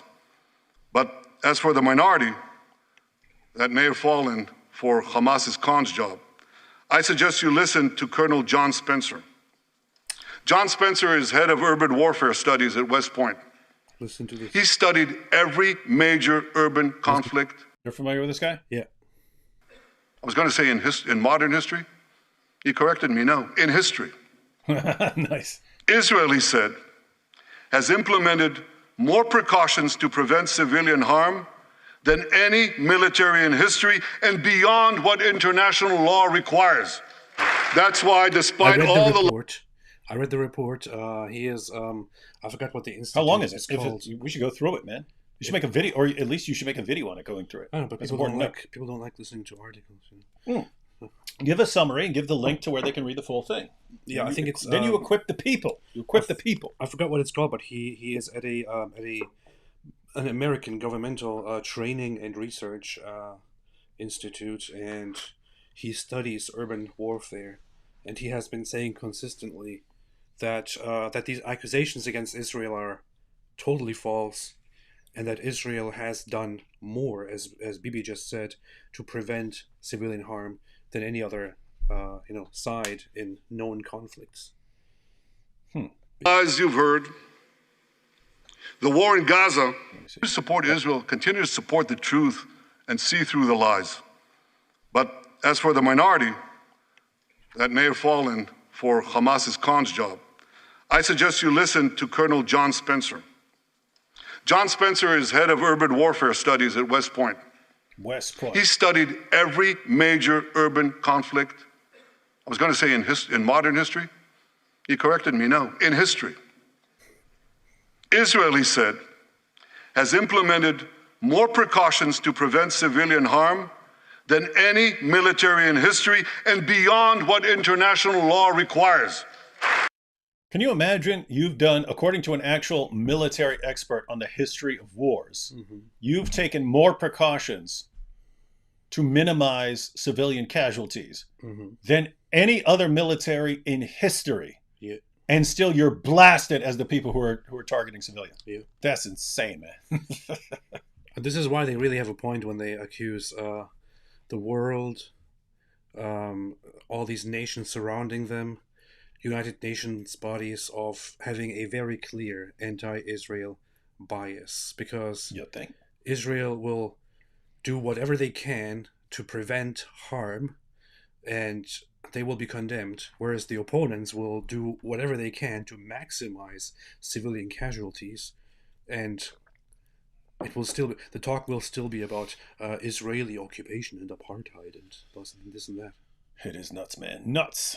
That's why, despite all the lies you've heard, the war in Gaza has one of the lowest ratios of combatants to non-combatants casualties in the history of urban warfare. Remember, we looked into that. And you want to know where it's lowest in Gaza? Rafah. It's lowest in Rafah. In Rafah. Remember what so many people said? If Israel goes into Rafah, there'll be thousands, maybe even tens of thousands of civilians killed. Well, last week, I went into Rafah. I visited our troops as they finished fighting Hamas's remaining terrorist battalions. I asked the commander there, how many terrorists did you take out in Rafah? He gave me an exact number, 1,203. I asked him, how many civilians were killed? He said, Prime Minister, Practically none. With the exception of a single incident where shrapnel from a bomb hit a Hamas weapons depot and unintentionally killed 24 people, the answer is practically none. You want to know why? Because Israel got the civilians out of harm's way, something people said we could never do, but we did it. You know what's funny about this? I saw an article on some website, on some news website, fact-checking this point that Netanyahu made, and they say maybe Netanyahu was misinformed by his commander. While we can confirm the one incident of shrapnel causing civilian deaths, there have also been reports by the Gaza Health Ministry that another incident cost the lives of 30 or 40 civilians, mostly children. That this was their refutation. So it would still be practically none compared to it. Yeah. In other words, that's in other words, if you're talking 12, if you had to get 1,200 terrorists out of there. Yeah. So in other words, that is. Because guys, keep in mind. Remember what Hijab was saying? It's 100-to-1 ratio, civilian to combatant ratio. It's 100-to-1 for every actual Hamas jihadi they get. 100 civilians are killed, and that was like insanely beyond even the numbers that Hamas was putting out. Right? Mm-hmm. If you look at the numbers Hamas was putting out, I don't know what the latest figures are, but it looked like around 2-to-1. Right? It looked like it was around 2-to-1. Then we started getting numbers, and it was looking like it was around 1-to-1. In other words, for every terrorist, and the amazing thing about this was this is in a situation where, again, one side is trying to maximize civilian casualties. They're deliberately embedding themselves in areas where to get to them, you have to go through a bunch of civilians to get to them. If you want to drop a bomb on them, they make sure there are a bunch of civilians in the area. And so it's like a nightmare situation. Whether it was 1-to-1 or 2-to-1, that is, if you just explained the situation to me, that one side is trying to maximize civilian casualties and so on. What are you looking for? Water. Why don't you just ask for a giant jug of water, man? I keep water all over the place, but I keep it close to myself. So yeah, if you would explain the situation and say, what's this going to be like? What's the ratio going to be like? I would have been like, gosh, if they're being careful, like 5-to-1, 5-to-1, 7-to-1. And then it's turning out to be maybe closer to 1-to-1. That's insanely careful, ladies and gentlemen, especially for the type of war that's being fought here. We looked it up once. You're talking World War II, where you did have armies going out against each other and so on. World War II, it was still basically a 2-to-1. In other words, for every soldier you kill, 2 civilians are being killed. That was in an area where you're not talking about people who are deliberately trying to maximize civilian casualties and using human shields and so on. So, Beatty's right here, man. Think about this. There's in such a war, there is learned helplessness at some point kicks in, and it's a very sad thing. But a lot of people there in Gaza, probably who just live their lives, when they receive the instructions to evacuate and to go.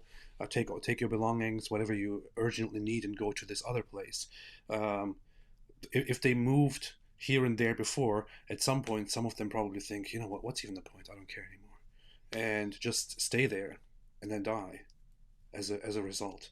You even have so many records of Israel going there and forcibly lining up those people and sending them away to put them out of harm's way. But still, under such circumstances, such a low ratio, despite everything that is being said, it's impressive. Very impressive, I have to say. And anyone who doesn't, hey, did I leave in some applause here?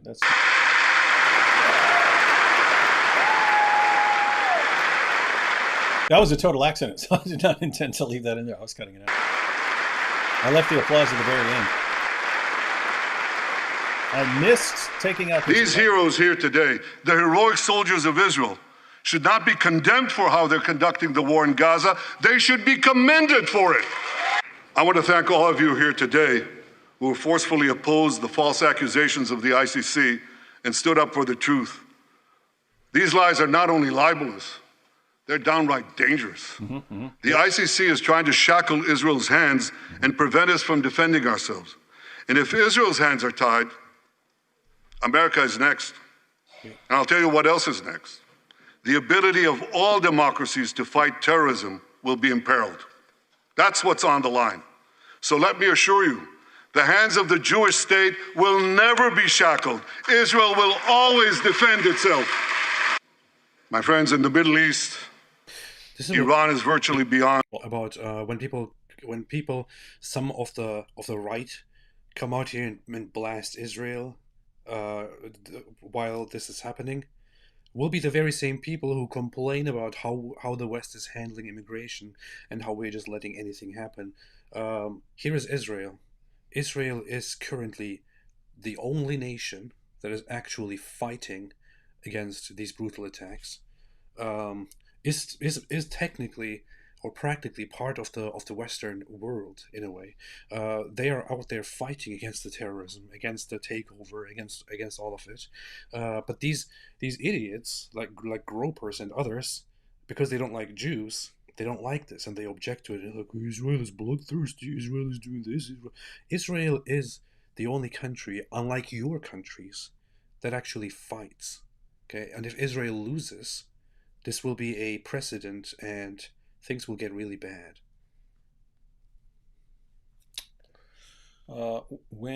Jack Ray says, when a P accepts Christ, he'll be based P. Based P. Based P. Saudi man in a video on Twitter praises Israel leaders of the past. He calls Netanyahu a coward for not burning Palestinians, for being too merciful. That sounds closer to AP's sick position. I'm in favor of being as careful as possible in this situation. That's the thing. That's what I think. That's an Arab sentiment. Yeah, that's what I mean. It's like that's what's crazy about all the complaints. I'm looking at them going like they are being as careful as possible, and they're not going like scorched earth in the sense of, well, look, let's just get this over with and slaughter everybody. Being very careful and methodical about going after Hamas and so on, and they're blasted for it. And meanwhile, you've got other guys saying, you're being way too nice. Yeah. So if you're being blasted by one side for being way too nice and blasted by another side for being way too brutal, chances are you're probably at a good position. Yes. Away from the extremes. That's not the peace sign. That's the sign of victorious peace. Well, why does it lead to balloons? For victory? Woo! Yeah. I don't know. Hey, it even puts them behind us. Yeah. That's weird how it works. What is that back? There's this guy Buckshot in prison, and I was just goofing off on it. The sun was coming through the little window and it's shining off my watch. You know how you can like direct it like that and point it at things. Anyway, I pointed at Buckshot and it was on his shirt, and he looks down and he goes, "Man, get that off me!" He started flipping out. Get that off me. Oh boy, definitely a brainiac. Beast. Definitely a brainiac. I bet senior Hamas officers are proud of how only random college activists and queers for Palestine support their strong religion. Yes. And queers. Yeah, there has to come a point where you look at the person on your left, you look at the person on your right, and you're like, who am I standing here with, man? Queers, and then you have college activists, and you have queers. And not just queers for Palestine. They're like the communists. They're like the commie wing. Yeah, and not to forget queers also, by the way. Yeah, them too. But we've got a video of that. Fortunately, they were able to meet Muhammad and have a good, fruitful discussion. Yeah. Thanks for everything, guys. TT needs you too. What's that? I don't know. What's TT? Sounds pretty perverted. I don't know. TT needs you too. Yeah, what's that?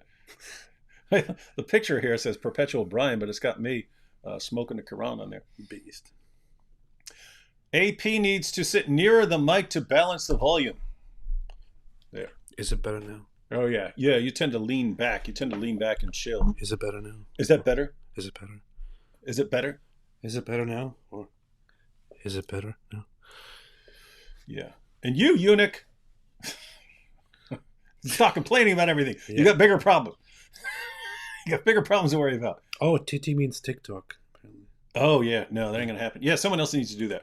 Yeah. Someone get on TikTok and make dope content of it. I can't do videos. Only one life 'twill soon be past. Only what's done for Christ will last. For Israel hostages, IDF and USA. For D Wood and AP and both fams. For AP to be bro in Christ. Based. Thank you. Appreciate it. That is a pretty dope comment. Beast. And Mosh here again. Exactly, David. A massive database that could be used to convert them out of the death cult. Currently, I'm on around 300 Muslims leaving the cult. Nice. That's based. That is extremely based. That's good. That's super based. John Spencer teaches at West Point. Is that the guy we're talking about that he was talking about, who did the research? Yes. Yeah. Smart guy. And very based. Yeah. Boom Boom Room idea from Lloyd here. Winger. If this says anything other than Muhammad looks over and sees its winger and blows him up, I don't know what's going to happen here. Boom Boom Room idea. There's only two directions he's going to go. Muhammad's going to be like, this guy's so much of a dork, I'm not going to have a discussion with him and just blow him up. Or he's going to be like Muhammad's best buddy because he's talking about... So anyway, Winger meets Muhammad and uses Star Trek stories to explain his points. No, this is a good idea. Mike Winger meets Muhammad and starts using Star Trek stories to explain his points, which is exactly what he would do because he's a Star Trek nerd. Muhammad thinks this is a religion and gets his scribe to start writing. At the end of the video is Ali Dawah at Speaker's Corner preaching the Quran with those Star Trek stories in it. That would make a good point, man. Yeah. You know what I mean? Yeah. That is definitely doable. Yeah. Matter of fact, I am screenshotting this so I do not forget that idea. Just have to find someone nerdy enough to play Mike Winger. But the problem is a lot of the nerds probably wouldn't who are you going to get? Like Urkel? He's all grown up now. Get Napoleon Dynamite? I don't even know if he's acting anymore. So anyways, you got to find someone to play Maybe Mike we could Winger. get Abdullah Samir. Why are you calling Abdullah Samir randomly calling him a nerd, man? What's wrong with you? You see this? This is what these ex-Muslims do. They all start fighting against each other. You guys need to take your show on the road. Yeah, we could call it Apologetics Road Show. That'd be dope. Oh, that makes sense. That sounds good. Bunny Money says, if you send Muslims to Antarctica, wouldn't they starve to death during Ramadan? Seems odd that a religion wanting to take over the entire world wouldn't account for the axial tilt of the earth. Well, I mean, that kind of depends on when it is. When Ramadan, they might just be eating all day long. Alhamdulillah. Can you guys do research on the phenomenon that there are many Palestinians unknowingly maintain Jewish traditions due to forced conversions or hidden heritage to avoid persecution or taxation? So I guess the theory here is that over time, Jews converted to Islam. Then, of course, their descendants are Muslims, but they're maintaining Jewish family traditions because they don't realize that their families were converted for some other reason, either forced conversion or trying to avoid paying the jizya or something like that. Yeah, I'm not familiar with that. But if you want to send us if you're familiar with any articles about that or something, send us that info on Twitter. We'll check it out. All right, back to BB here. Wait a minute. Behind. What, looking this up? I don't know who said this, but somebody said there was a woman, or Nope said there was some woman on Abdullah Samir's channel today, and she talked trash about AP and David Wood. Oh, she did? So I'm gonna check this out. This means war. Hey, we should go through that. That'd be fun. This is war. War. AP and David are so mean. We sure are.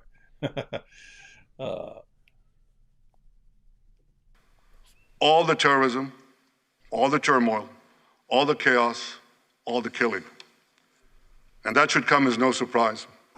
When he founded the Islamic Republic, Ayatollah Khomeini pledged, "We will export our revolution to the entire world." We will export the Islamic revolution to the entire world. Now ask yourself, which country ultimately stands in the way of Iran's maniacal plans to impose radical Islam on the world? USA. And the answer is clear. It's America, the guardian of Western civilization and the world's greatest power. That's why Iran... I thought he was about to say Israel. And I feel like you can make two cases. They're doing it in a different way, but they have to constantly be on guard against this. Because Iran's basically going after them, just straight up. USA. Yeah. Mm-hmm. Ultimately stands in the way of Iran's maniacal plans to impose radical Islam on the world? And the answer is clear. It's America, the guardian of Western civilization and the world's greatest power. That's why Iran sees America as its greatest enemy. Last month, we heard a revealing comment, ostensibly about the war in Gaza, but about something else. It came from the foreign minister of Iran's proxy, Hezbollah, and he said this: "This is not a war with Israel. Israel," he said, "is merely a tool. The main war, the real war, is with America." Iran's regime has been fighting America from the moment it came to power. Yes. Hence all those videos of like hundreds of thousands of people gathered together screaming death to America. Though, to be clear, ladies and gentlemen, as we had Armin Navabi on here breaking it down, that's a particular group. There are the groups who follow. There are the people there who follow the radical clerics and so on. Those are the people there. Rest of the population, they have a bigger problem with their leaders than they do with America or Israel. Based. Good to know. 1979, it stormed the American embassy. It held scores of Americans hostage for 444 days. Since then, Iran's terrorist proxies have targeted America in the Middle East and beyond. There was a movie on In Beirut, they killed 241 U.S. servicemen. In Africa, they bombed American embassies. In Iraq, they supplied explosives to maim and kill thousands of American soldiers. In America, they actually sent death squads. They sent death squads here to murder a former Secretary of State and a former National Security Advisor. And as we recently learned, they even brazenly threatened to assassinate President Trump. But Iran understands that to truly challenge America, it must first conquer the Middle East. And for this, it uses its many proxies, including the Houthis, Hezbollah, and Hamas. Yet in the heart of the Middle East, standing in Iran's way, is one proud pro-American democracy, my country, the State of Israel. That's why the mobs in Tehran chant death to Israel before they chant death to America. For Iran, Israel is first, America is next. So when Israel fights Hamas, we're fighting Iran. When we fight Hezbollah, we're fighting Iran. When we fight the Houthis, we're fighting Iran.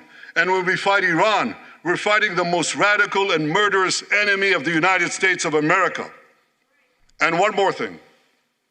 When Israel acts to prevent Iran from developing nuclear weapons that could destroy Israel and threaten every American city, every city that you come from, we're not only protecting ourselves, we're protecting you. My friends, if you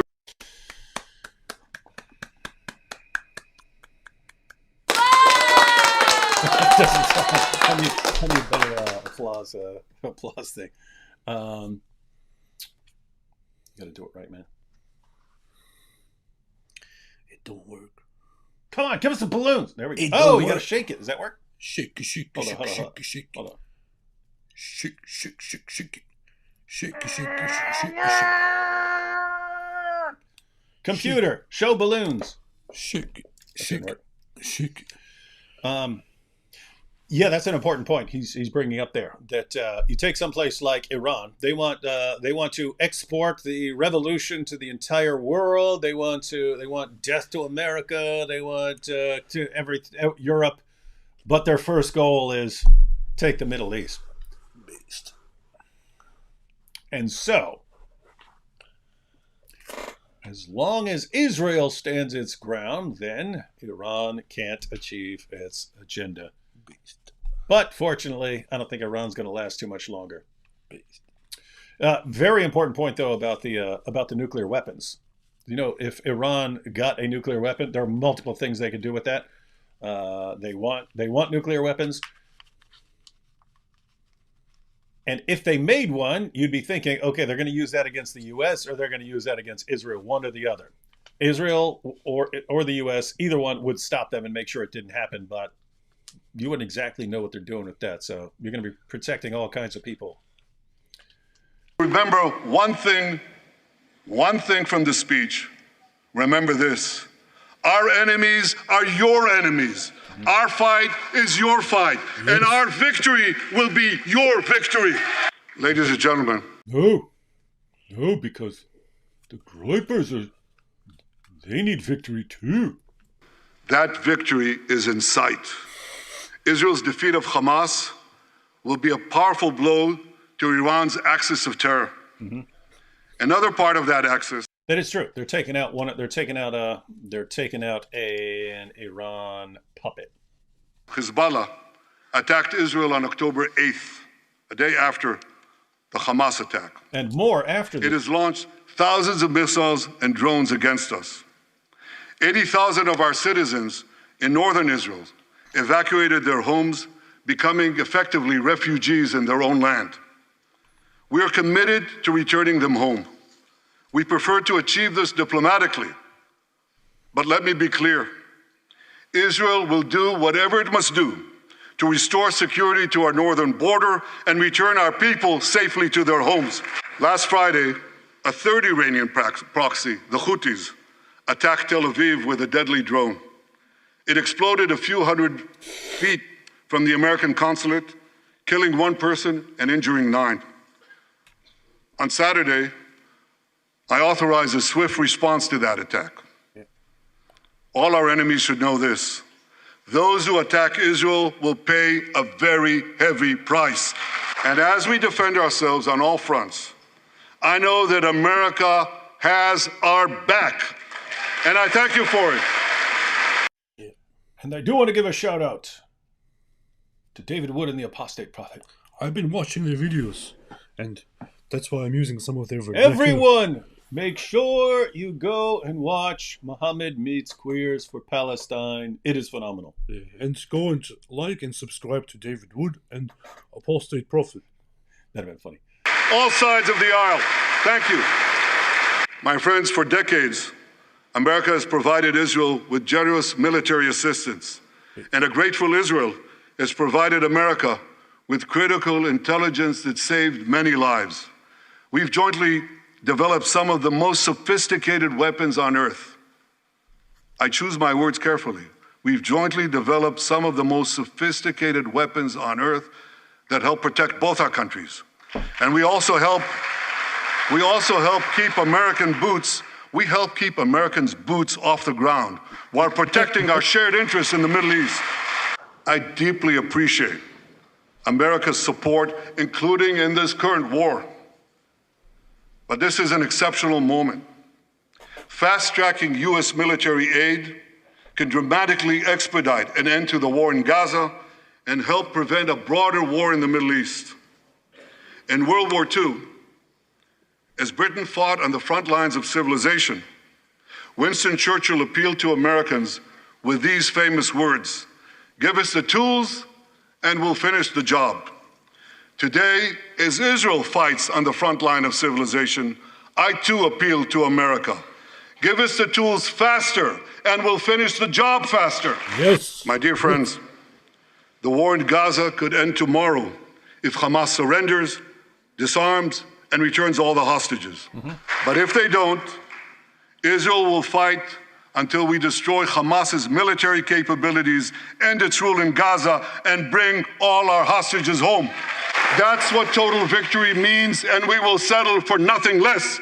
The day after we defeat Hamas, a new Gaza can emerge. My vision for that day is of a demilitarized and de-radicalized Gaza. Israel does not seek to resettle Gaza, but for the foreseeable future, we must retain overriding security control there to prevent the resurgence of terror, to ensure...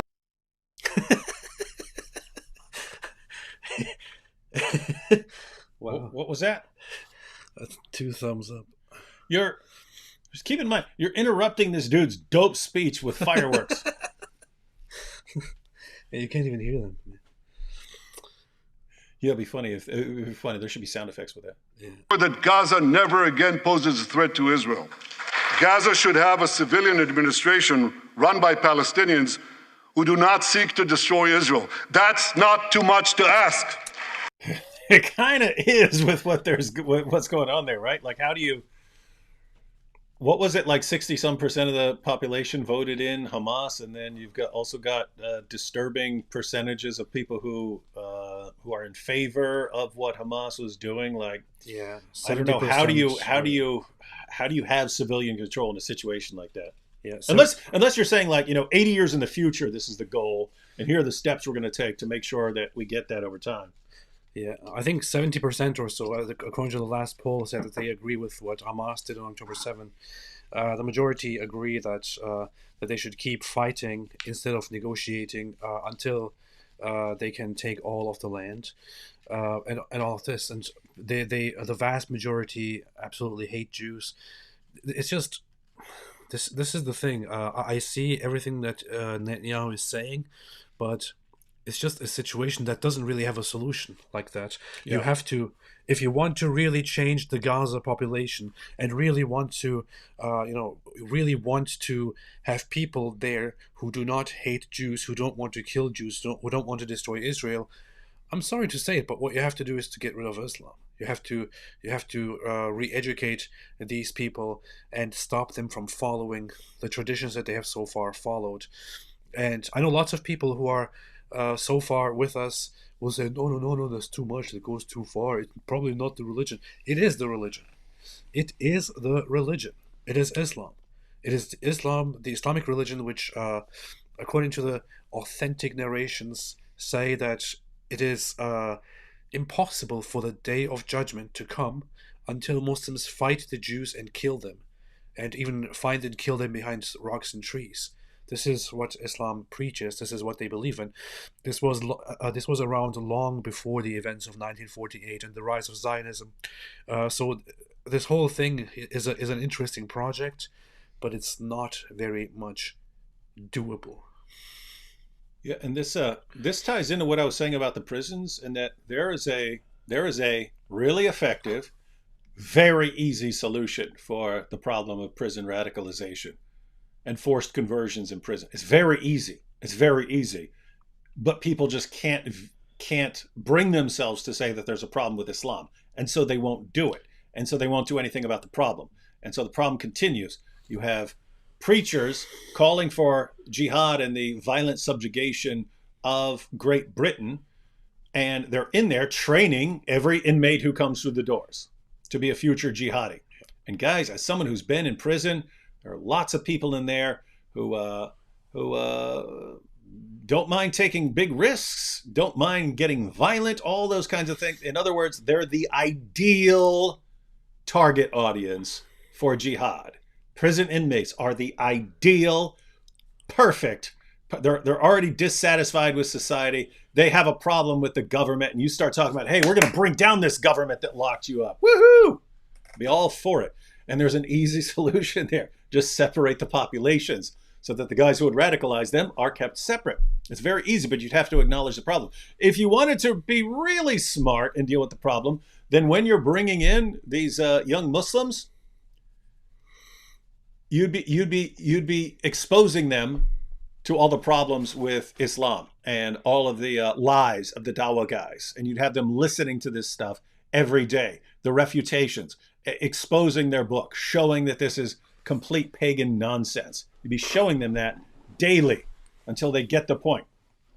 But you can't, because that would be Islamophobic. Same thing in Israel. If you wanted to do, as AP's pointed out, you're going to have an ongoing problem. You're not going to get something that looks really good as long as the people are still believing that Muhammad has told them that Allah wants them to beat these Jews.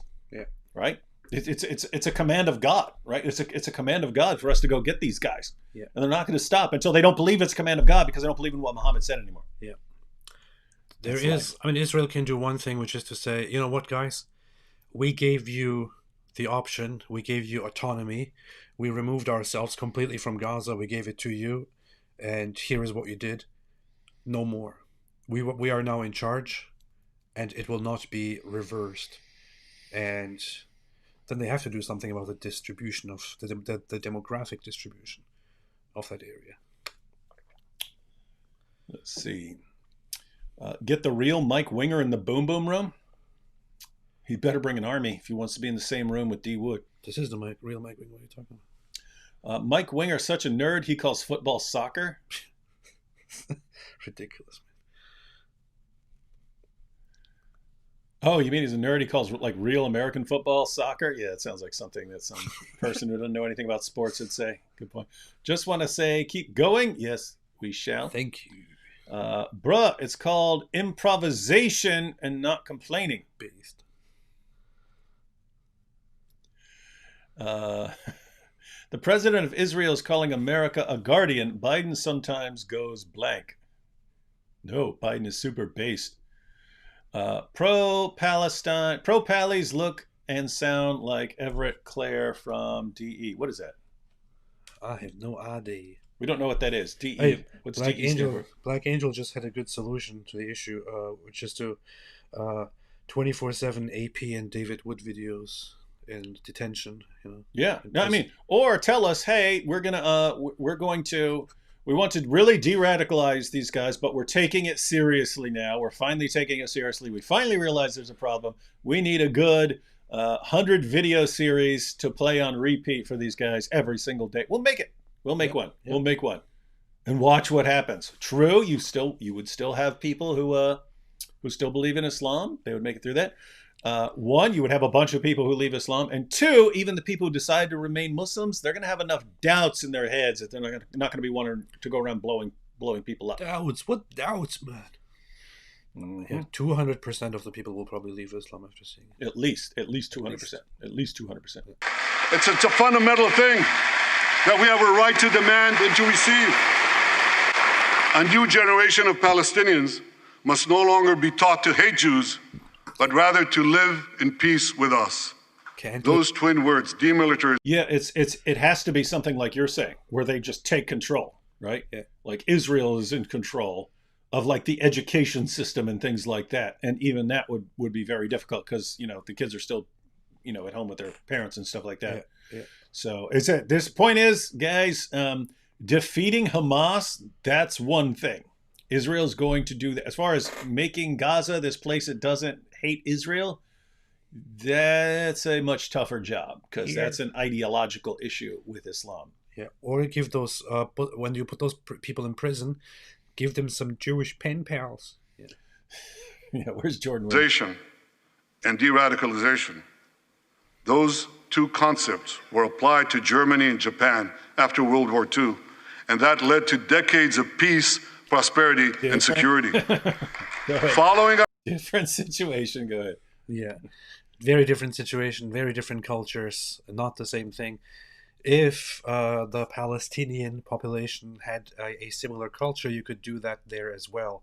You had governments in charge that imposed certain ideas and ideologies upon their populations in Germany and Japan, and it was possible to remove those and to make agreements and to take control of some of the education and all that, and do the whole denazification process, because there was no very strong underlying religious element which indoctrinated people for generations on how to view Jews or others. That's the problem with Islam. Here you have Islam. You can't just go in and remove the government and then change them. And that's what's amazing. It's very easy to expose and falsify. It's just everyone's been trained, don't do that. It's like, what are you talking about? Don't do that. Why? Why not? Do you believe it's true? Do you believe Islam is true? No, you don't believe it's true. Why do you have such a big objection to people exposing it as false? Yeah. Following our victory, with the help of regional partners, the demilitarization and de-radicalization of Gaza can also lead to a future of security, prosperity, and peace. That's my vision for Gaza. Now here's my vision for the broader Middle East. No. It's also shaped in part by what we saw in the aftermath of World War II. After that war, Again, big problem. He's drawing parallels between World War II and the aftermath, and Gaza and the rest of the Middle East. And hey, why can't we do the same thing? Different situation. We were agreeing with you almost all the way through the entire speech, BB. But now, I wish it would be like this. It's not like this. America Stop calling him baby, man. There's some respect. forged a security alliance in Europe to counter the growing Soviet threat. Likewise, America and Israel today can forge a security alliance in the Middle East to counter the growing Iranian threat. All countries that are at peace with Israel and all those countries who will make peace with Israel should be invited to join this alliance. We saw a glimpse of that potential alliance on April 14th. Led by the United States, more than half a dozen nations worked alongside Israel to help neutralize hundreds of missiles and drones launched by Iran against us. Thank you, President Biden, for bringing that coalition together. The new alliance Thank you. Thank you, President Biden's teleprompter, for bringing all these people together. I'm so excited for another term with Joe Biden. Man, wow. It's going to be awesome. Vision would be a natural extension of the groundbreaking Abraham Accords. Those accords saw peace forged between Israel and 4 Arab countries, and they were supported by Republicans and Democrats alike. We could call... mention Trump. I have a name for this new alliance. I think we should call it the Abraham Alliance. I want to thank President Trump for his leadership in brokering the historic Abraham... There you see, he's mentioning Trump, Yeah. The Abraham Alliance. No, because Muslims are going to want to be in there. I mean, the sort of alliance he's talking about, I'm actually, like, as far as Israel having alliances with neighboring Muslim nations, I'm actually in favor of that. So, yeah, if you can pull that off, Accords, do it. Like Americans, Israelis were relieved that President Trump emerged safe and sound from that dastardly attack on him, dastardly attack on American democracy. There is no room for political violence in democracies.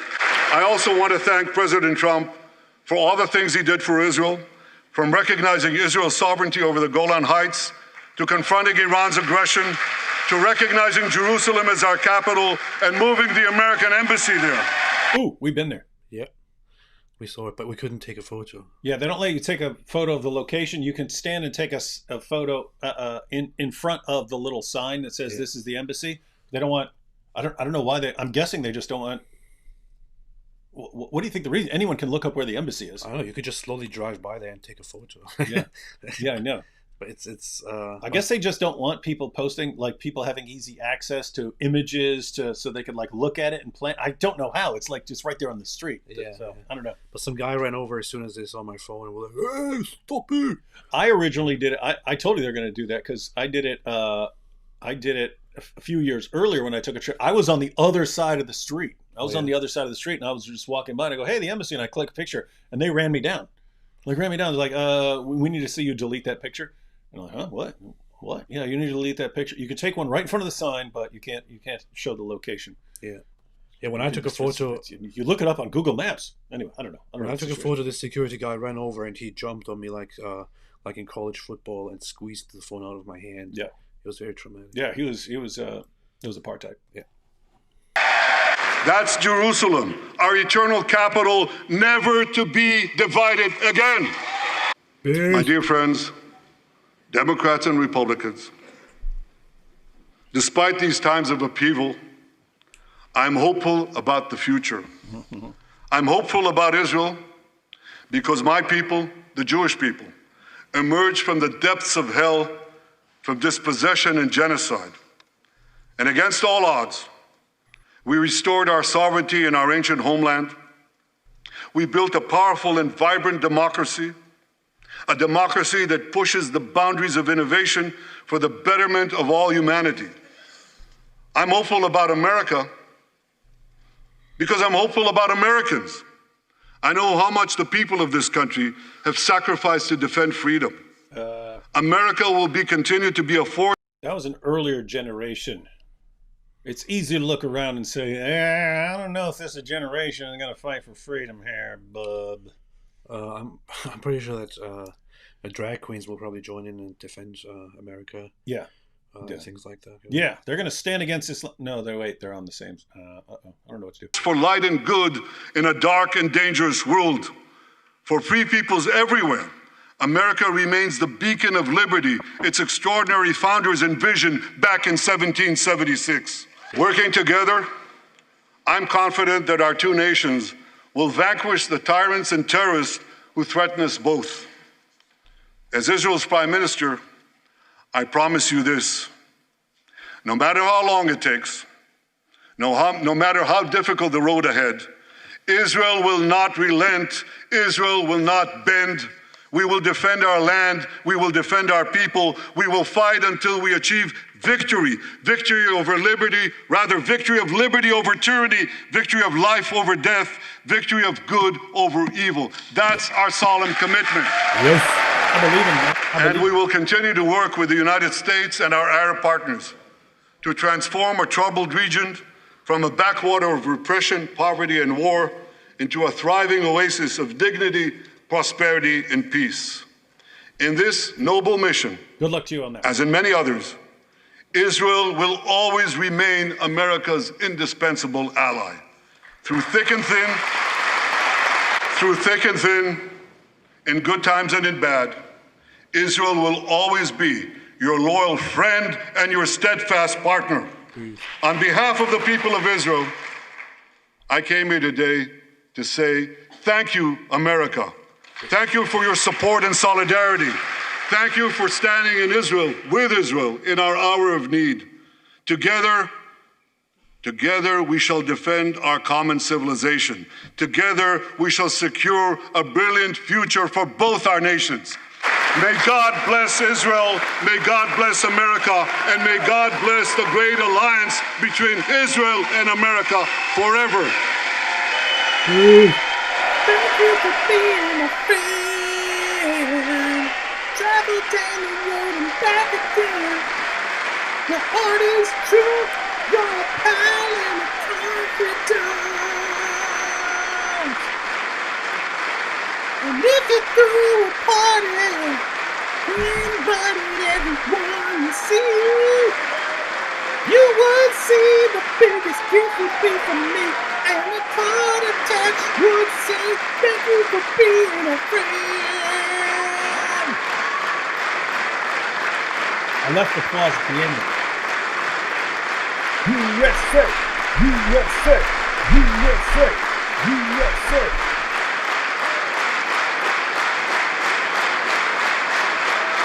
Get in the hands! It's time, woohoo!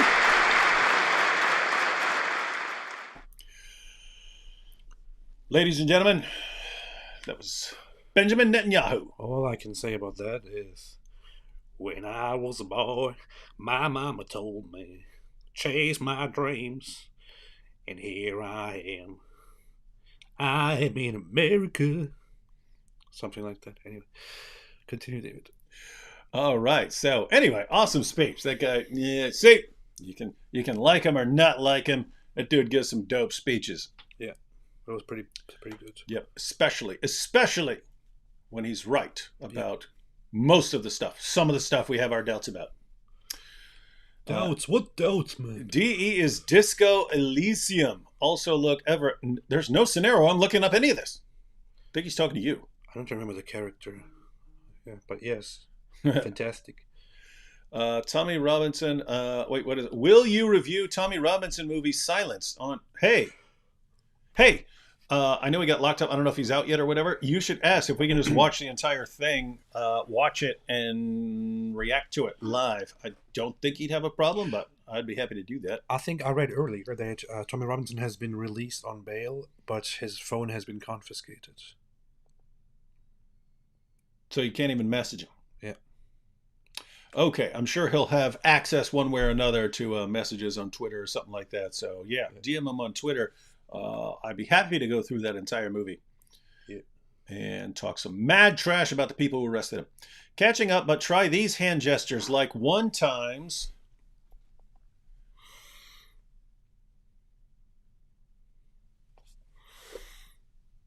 What do you mean? What do you mean times one? One hand down? Two hands. Wait, 2 hands up. It's getting confused now. Fireworks. Whoa. Fireworks are the 2 hands up. Wait, we just had confetti. Yeah. Wait, I'm gonna screenshot this. I have the screenshot, ladies and gentlemen. Oh, I should screenshot it over here. Oh, raining, look. Whoa! Whoa! Oh, good thing I brought my hat. Confetti. Heart, make heart shape with your fingers. What we know in that. the And then lasers. Wait a minute. Wait, you just did that? Yeah, it does. What in tarnation? Whoa! Beast. It's kind of lame that we're sitting here doing this, though. Yeah.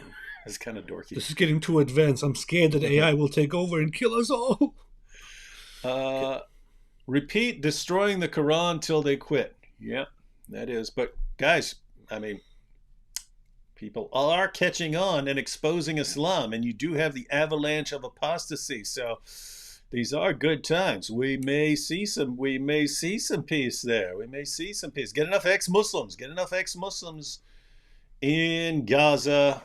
That is the only way. You need enough people who do not believe in the commands of Muhammad and the prophecies of Muhammad.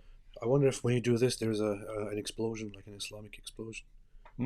Like an Islamic explosion. Like, that would be funny if you're like, what? And then, like the explosion on the screen. That'll be fun. I wonder if we could I wonder if there's like add-ons or something like that that we can do. Gigi here says, China is cruel, but they play 24/7 loudspeakers to Muslims to uplift China and denounce Islam. That's interesting. I wouldn't do it 24/7. I'd have it required classes that they have to take, and they have to answer. Oh, Mike Winger has a video. It would be questions like, how many different Arabic Qurans did Hatun show up to Speaker's Corner with? And they have to get it right. What are you saying? Talking trash about Mike Winger? No, saying Mike Winger has a video on all the motions that you make to have animations. Oh, because since I said it was really lame and dorky. Let's see. And Mosh here says, if only he was good as his speech abilities. Beast. Yeah, so I know next door to nothing about the political situations and stuff and what he's done outside of that. I know he seems like he's good at going after Hamas, and he is good at speaking. Beyond that, I do not know. And one more, and then we're going to be out. Tommy wants it spread far and wide. Yeah, that's good. We just do like, since that is all copyrighted content, we just like permission if we're going to be playing something that is produced as a movie. It's different when someone's posting, just a YouTube video or something like that.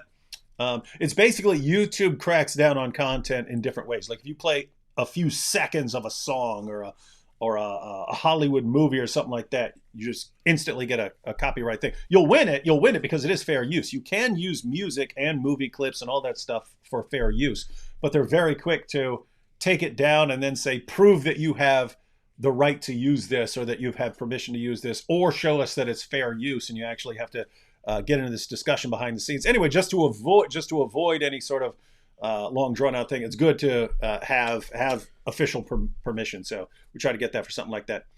All right, ladies and gentlemen, we do not know what the near future holds as far as what we're doing, because we haven't figured out what we're doing tomorrow. Yeah. Are those your Hebrew flashcards? I'm trying to read a comment to you. Oh, hey, he's reading a Hebrew comment, but he's actually got out his Hebrew flashcards. So I couldn't figure out what so one of he's these... looking up. But you weren't going to let people know that you're cheating. I couldn't figure out what one of these letters was, so I'm just looking at. Yeah, that's what AP does, ladies and gentlemen. Great job, guys. Yep. All right, guys. We'll keep you updated on what's going on. We will have some more content coming up. It's just we got a couple of things we're doing, and we're not sure exactly what tomorrow holds, but we'll let you know. And tomorrow can't hold anything because tomorrow is a day. You don't know anything. All right, AP, final words to everyone. What's your final advice? If these were your last 10 seconds of your entire life, your last dying message that you could share with the world, what would it be? I like Nutella.